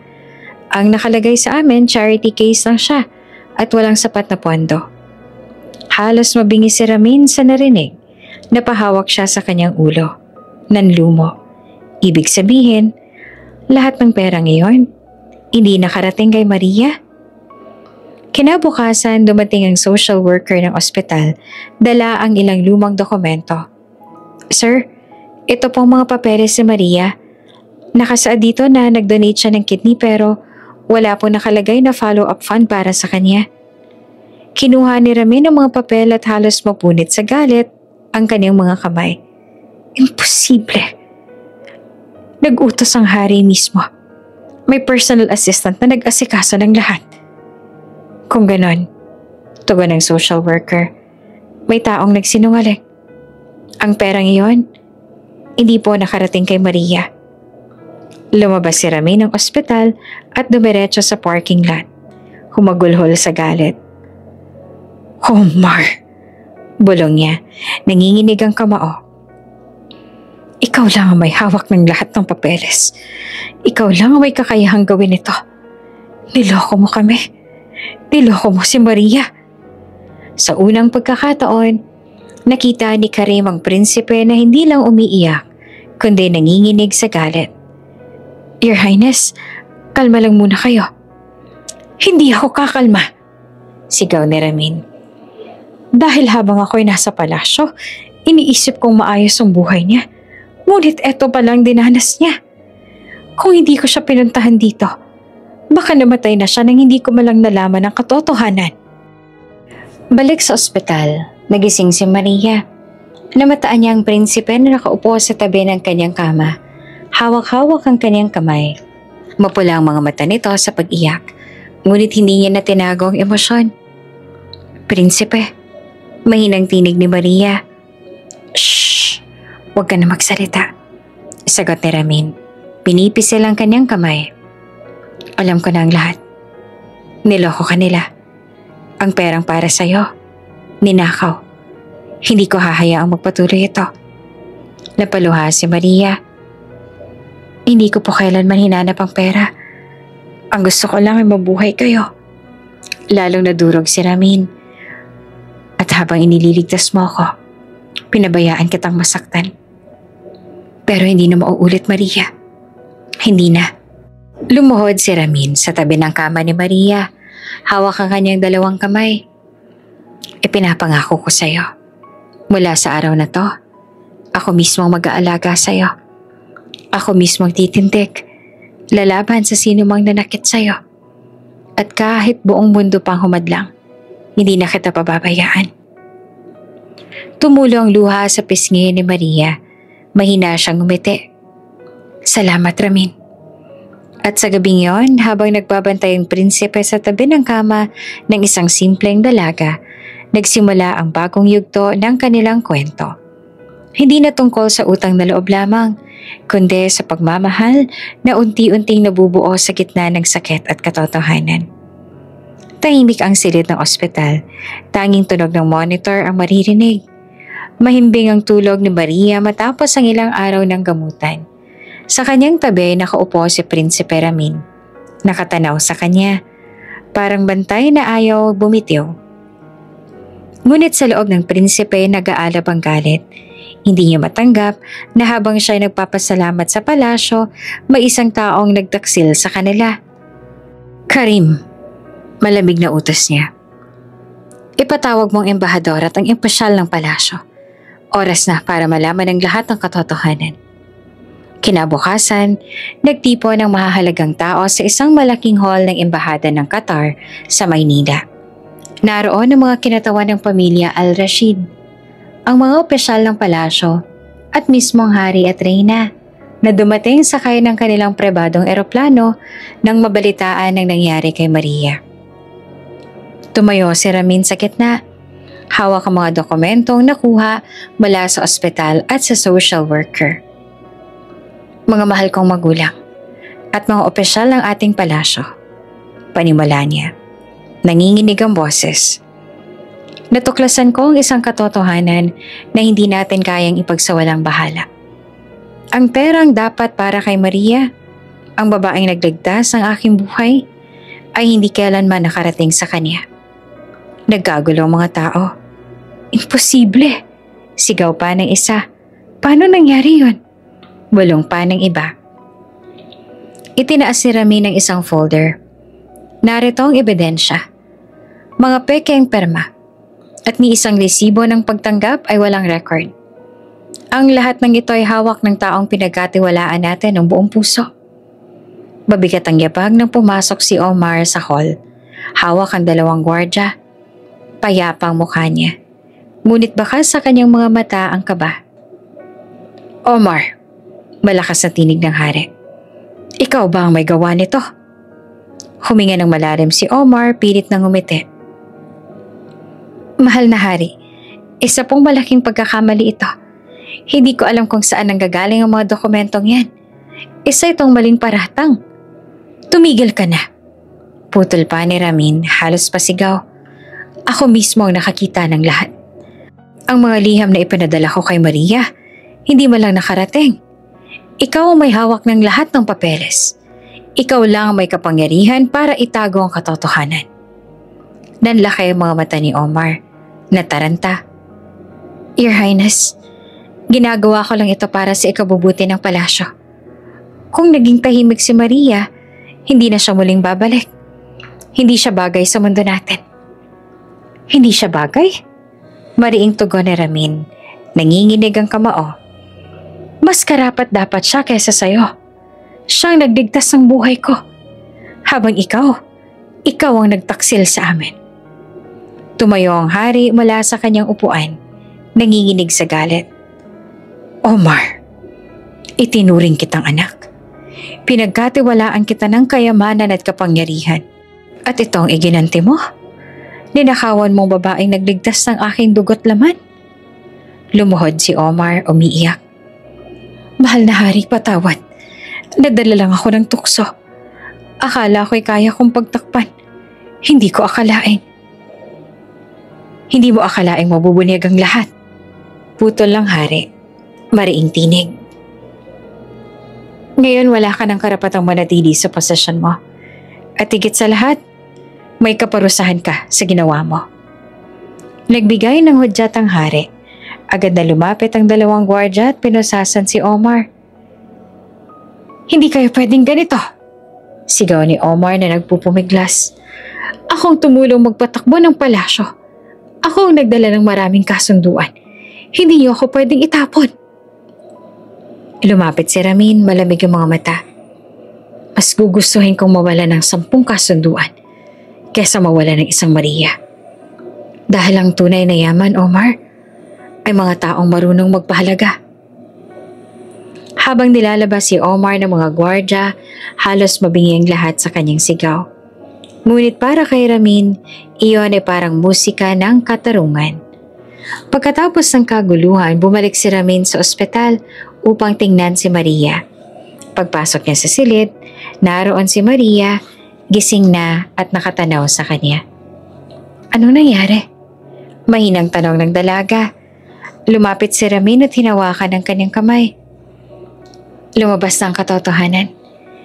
Ginakaw nilang dapat ay para sa'yo. Pero tapos na yon, Maria. Wala nang makakahadlang sa akin para ipaglaban ka. Nagulat naman si Maria at napaluha. Hindi ko naman po kailangan ng pera. Ang mahalaga po ay ligtas kayo. Umiling si Ramin. Tumulo ang luha. Hindi. Ang mahalaga ngayon ligtas ka rin. At sisiguraduhin kong mula sa araw na to, hindi ka na muling maghihirap. Sa palasyo, inilabas ang opisyal na pahayag ng hari at reyna. Ipinaalam nila sa buong kaharian ang pagtataksil ni Omar at ang kabayanihan ni Maria. Ang babaeng Pilipina na nagligtas sa buhay ng ating prinsipe, anunsyo ng hari, ay biktima ng kasakiman. Ngunit mula ngayon, siya ay ituturing na bayani ng kaharian.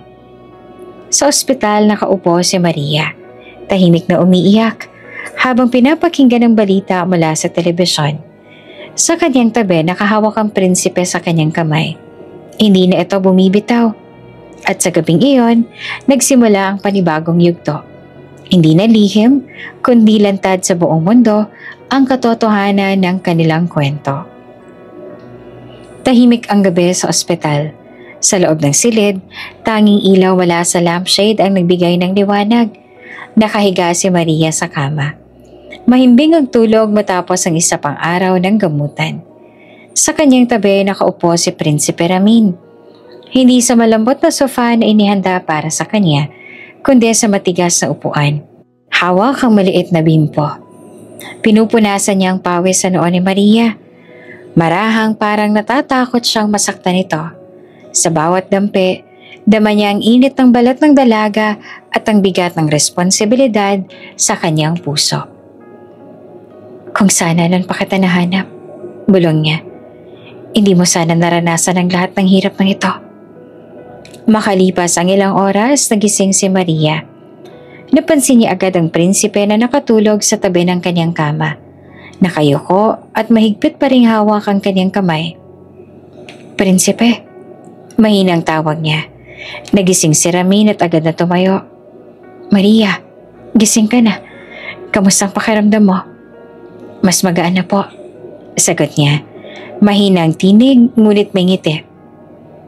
Pero bakit kayo nandito pa? Hindi na kailangang magbantay?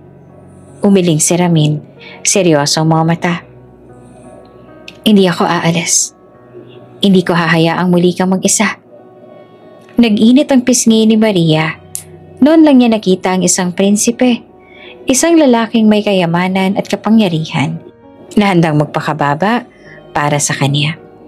Kinabukasan dumating ang almusal, lugaw at prutas. Sa halip na iwasan sa mesa ng mga nurse, personal itong kinuha ni Ramin at inilapit kay Maria.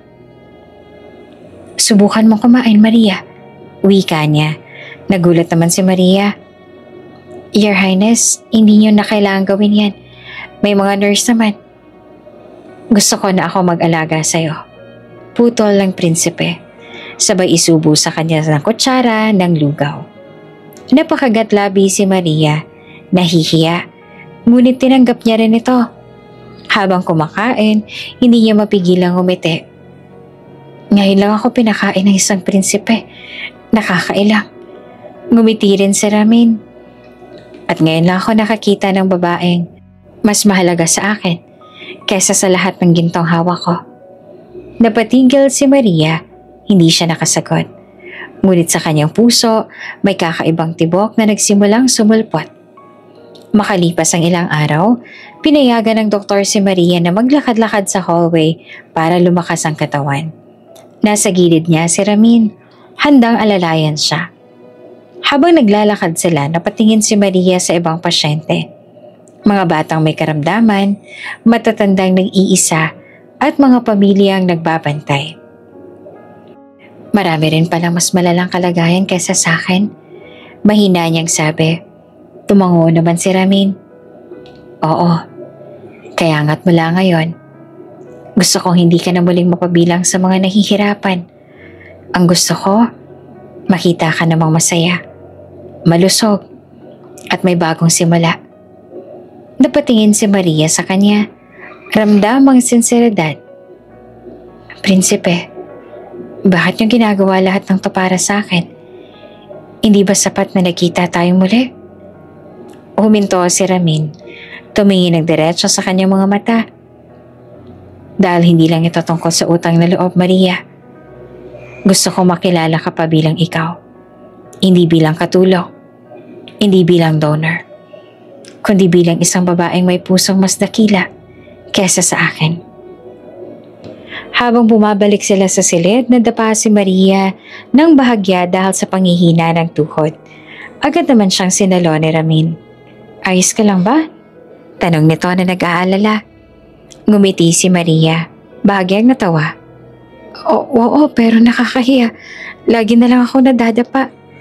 Ngumiti rin si Ramin. At sa unang pagkakataon, sabay silang natawa. Ang tawa nila ay umaalingaw-ngaw sa hallway ng ospital at ang mga nurse ay napatingin. Nagulat na makita ang isang prinsipe na natatawa ng buong puso. Sa sandaling iyon, nawala ang lahat ng agwat. Walang maharlika, walang mahirap. Dalawang pusong lamang na natutong magsabay sa saya. Sa gabing iyon, bago matulog, muli silang nag-usap. Nakaupo si Ramin sa gilid ng kama ni Maria, hawak ang kanyang kamay.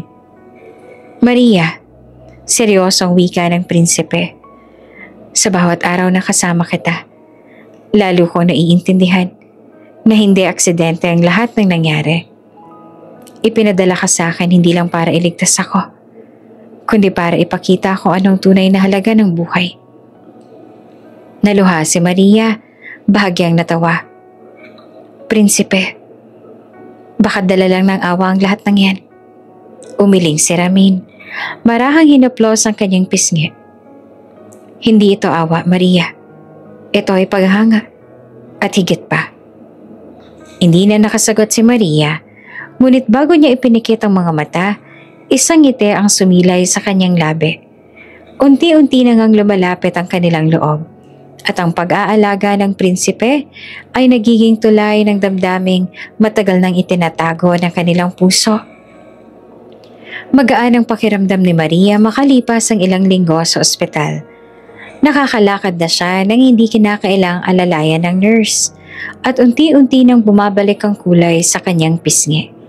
Ngunit higit sa gamot, higit sa gamutan, may isang bagay pa na mas naging dahilan ng kanyang paggaling.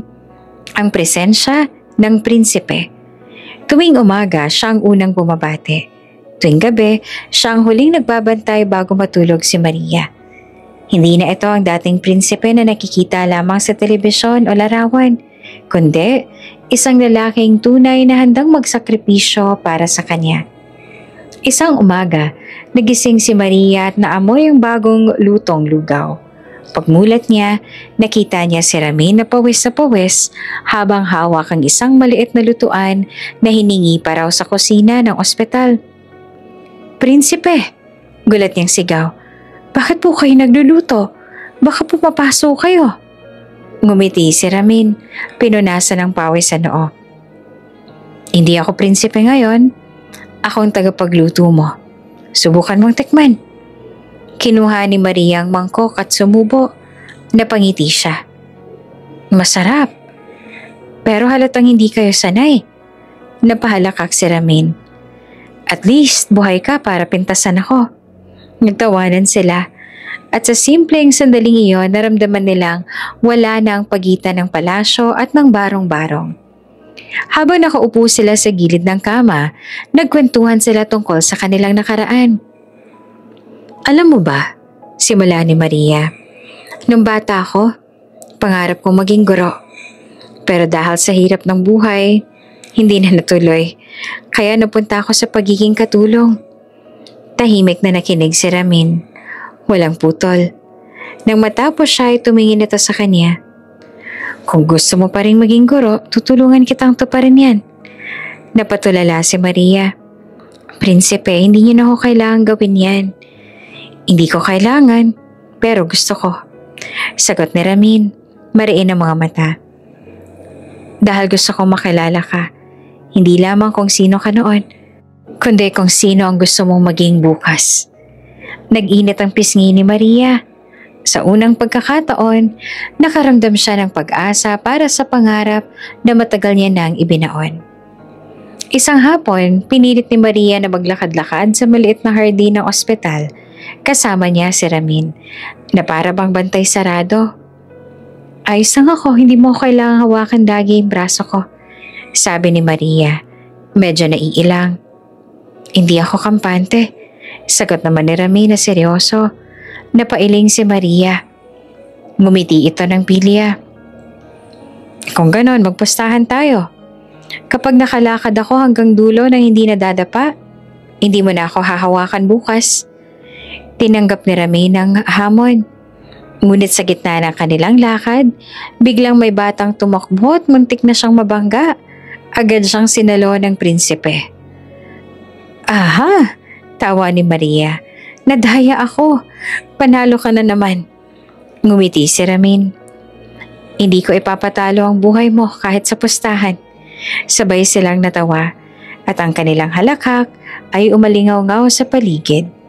Tila ba dalawang matatag na magkasintahan. Hindi isang prinsipe at isang dating katulong. Kinagabihan habang nakaupo sila sa tabi ng bintana ng silid, tanaw ang ilaw ng Maynila.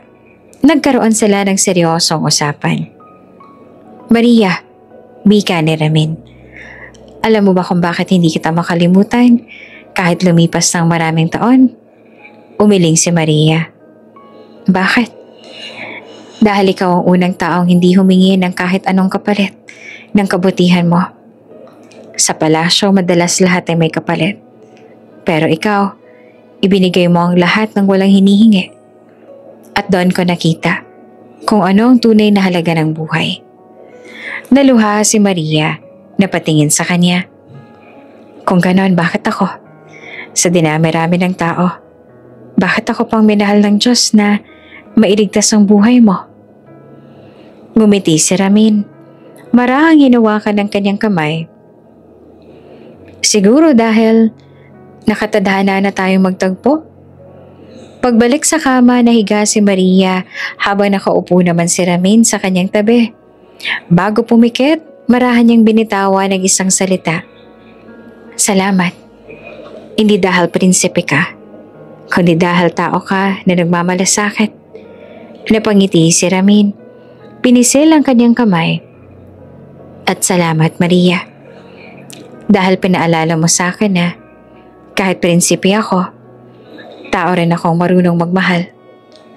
At sa gabing iyon, sa katahimikan ng ospital, unti-unti nang hinabi ng tadhana ang damdamin ng dalawang pusong dati pinaghiwalay ng kahirapan at kapangyarihan.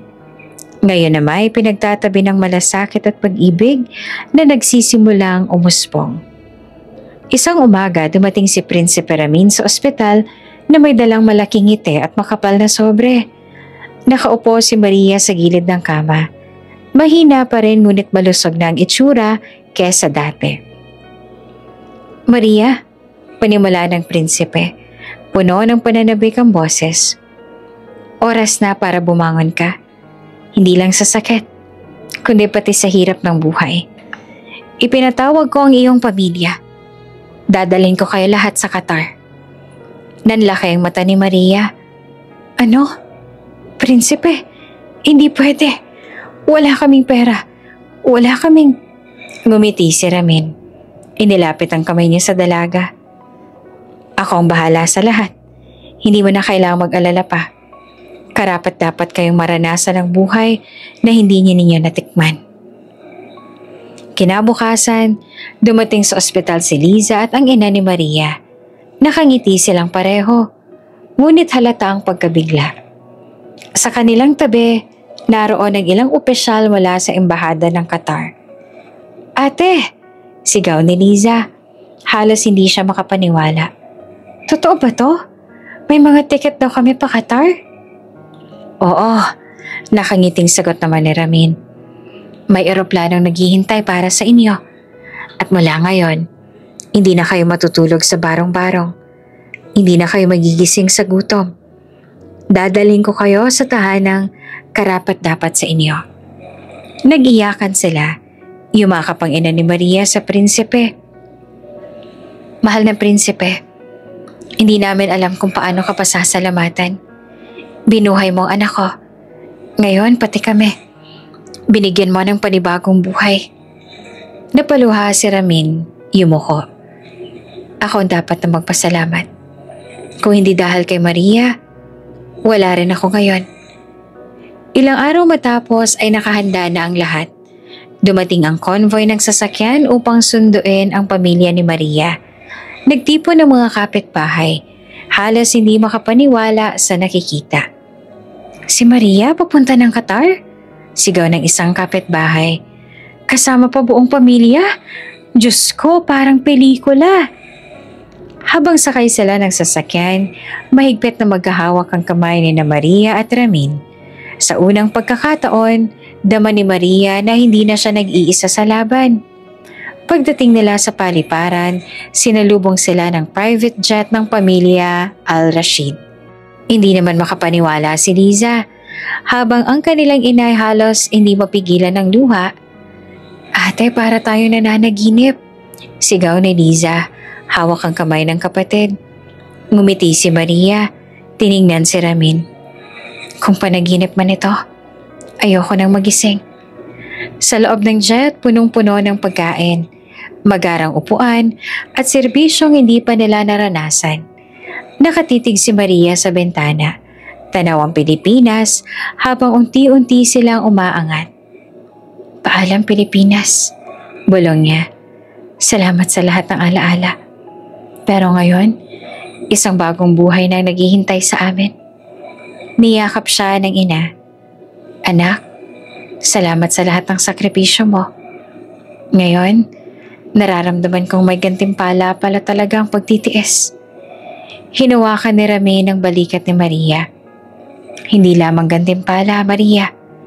Ito ay simula ng bagong yugto ng ating buhay. Magkasama.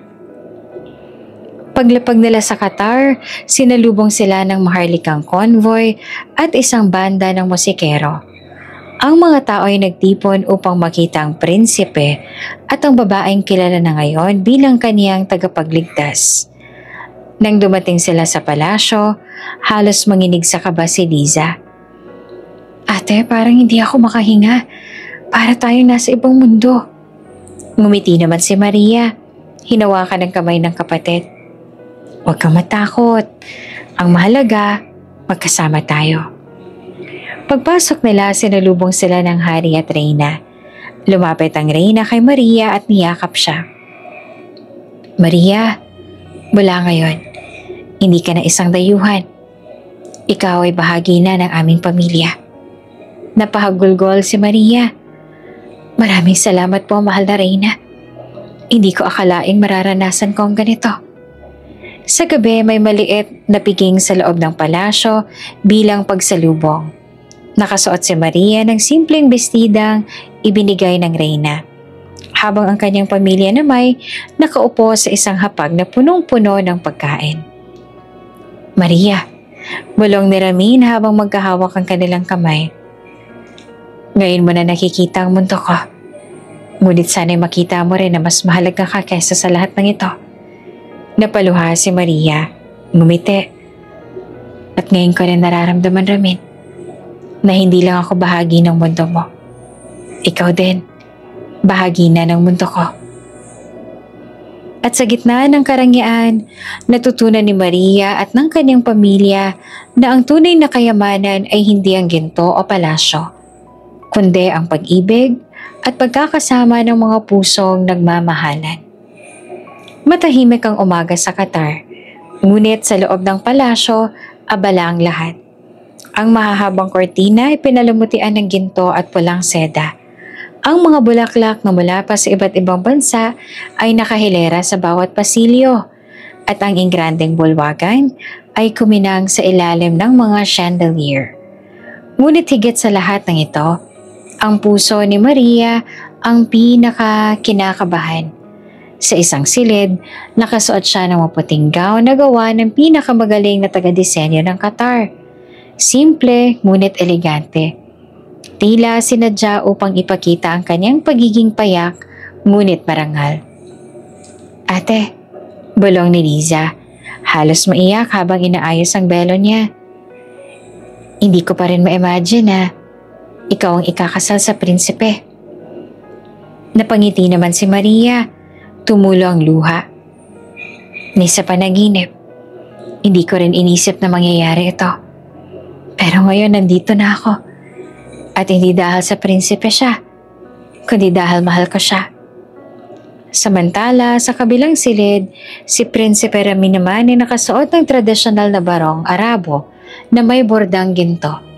Sa kanyang dibdib, nakapako ang pin ng kanilang maharlikang pamilya. Ngunit sa kabila ng karangyaan ng kasuotan, ang kanyang mga mata ay nakatuon lamang sa iisang bagay, ang sandali ng pagkikita nila ni Maria sa altar. Your Highness, wika ng hari at lumapit sa kanya. Handa ka na ba? Ngumiti naman si Ramin, mariin ang tinig. Oo, Ama. Ngayon lang ako tunay na naging handa. Dahil hindi lang ito kasal ng isang prinsipe. Ito ay kasal ng isang lalaking nakatagpo ng kanyang tunay na pag-ibig. Puno ng tao ang bulwagan.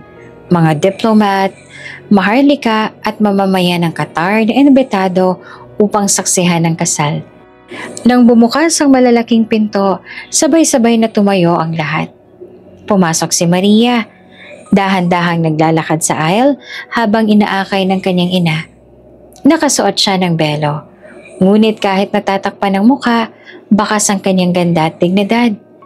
Habang naglalakad, naririnig niya ang bulungan ng mga tao. Iyan ba ang dating katulong? Napakaganda niya, no? Para siyang reyna. Kung siyang nagligtas sa buhay ng prinsipe, edi karapat dapat nga lang talaga siya. Naluha pa si Maria sa mga salitang iyon. Sa bawat hakbang, naaalala niya ang hirap ng nakaraan. Ang barong-barong, ang paglalaba, ang mga pangungutya. At ngayon, siya'y tinatanggap ng buong kaharian. Pagdating sa harap, sinalubong siya ni Ramin. Tinanggal nito ang belo niya at tinitigan siya ng buong pagmamahal. Maria, bulong niya. Sa wakas, nandito ka na. Ramin, sagot niya at nangingilid ang luha. Mula ngayon, hindi na kita iiwan. Isinagawa ang seremonya. Ang imam ay nagbigay ng mga salita tungkol sa pagmamahal, sakripisyo at paninindigan. Nang dumating ang oras ng panata, unang nagsalita si Ramin. Sa harap ng Diyos ng aking pamilya at ng buong kaharian, wika niya. Ipinapangako kong mamahalin at iingatan kita. Hindi lamang bilang prinsipe sa isang alipin, kundi bilang lalaki nagmamahal sa babaeng nagligtas sa kanya. Nang siya'y matapos, si Maria naman na nagsalita. Nanginginig ang kanyang boses, ngunit puno ng tapang. Ramin, hindi ko kailanman hinangad ang gantimpala. Ang tanging nais ko lang ay mabuhay ka. Ngunit binigyan mo ako ng higit pa, ng pag-ibig at ng bagong buhay. Ipinapangako kong hindi kita pababayaan kahit ano pang dumating. Sa bisa ng kapangyarihan at pagpapala, wika ng imam, idinedeklara ko kayong mag-asawa. Tumayo ang lahat at nagpalakpakan. Dahan-dahang yumuko si Ramin. Marahang hinawakan ang mukha ni Maria at hinalikan siya sa labi. Banayad, puno ng respeto at pagmamahal. Sa bulwagan, pumailan lang ang hiyawan at palakpakan, habang ang mga alpa at tambol ay sabay na tumugtog. Kasunod ng seremonya, nagdaos ng ingrandeng handaan. May mga putahe mula sa iba't ibang panig ng mundo. Kambing na inihaw, mansanas na may pulot, at mga pagkaing Pilipino inihanda bilang parangal kay Maria. Si Liza, nakasuot ng magarang damit, ay tuwang-tuwa. Ate, para tayong nasa isang fairy tale. Ngumiti si Maria, niyakap ang kanyang kapatid. Hindi ito fairy tale, Liza. Totoo ito. At kasama ka sa lahat ng ito. Lumapit ang hari at reyna sa kanila. Yumakap ang reyna kay Maria. Mula ngayon, ikaw ay anak na rin namin. Maligayang pagdating sa pamilya. Sa huli ng gabi, magkahawak ang kamay ni Ramin at Maria habang nakatayo sa balkonahe ng palasyo. Tanaw nila ang kumikislap na ilaw ng Doha habang sa ibaba ay nagsasayang mga tao. Maria, bulong ni Ramin. Mula sa araw na to, ikaw na ang reyna ng aking puso. Ngumiti naman si Maria, tumulo ang luha ng kaligayahan. At mula sa araw na to, ikaw na rin ang tahanan ko. Nagyakap sila. At sa ilalim ng mga bituin ng Qatar, nagsimula ang kanilang makulay at mapagmahal na pagsasama. Isang kwento ng sakripisyo, pagtitiis at pag-ibig na nagtagumpay laban sa lahat ng hadlang. Bago ka pa lang sa channel neto, ibang kwento ni Ate Jane, istorya mo, ikwento ko. Huwag kalimutang pindutin ang notification bell at subscribe button.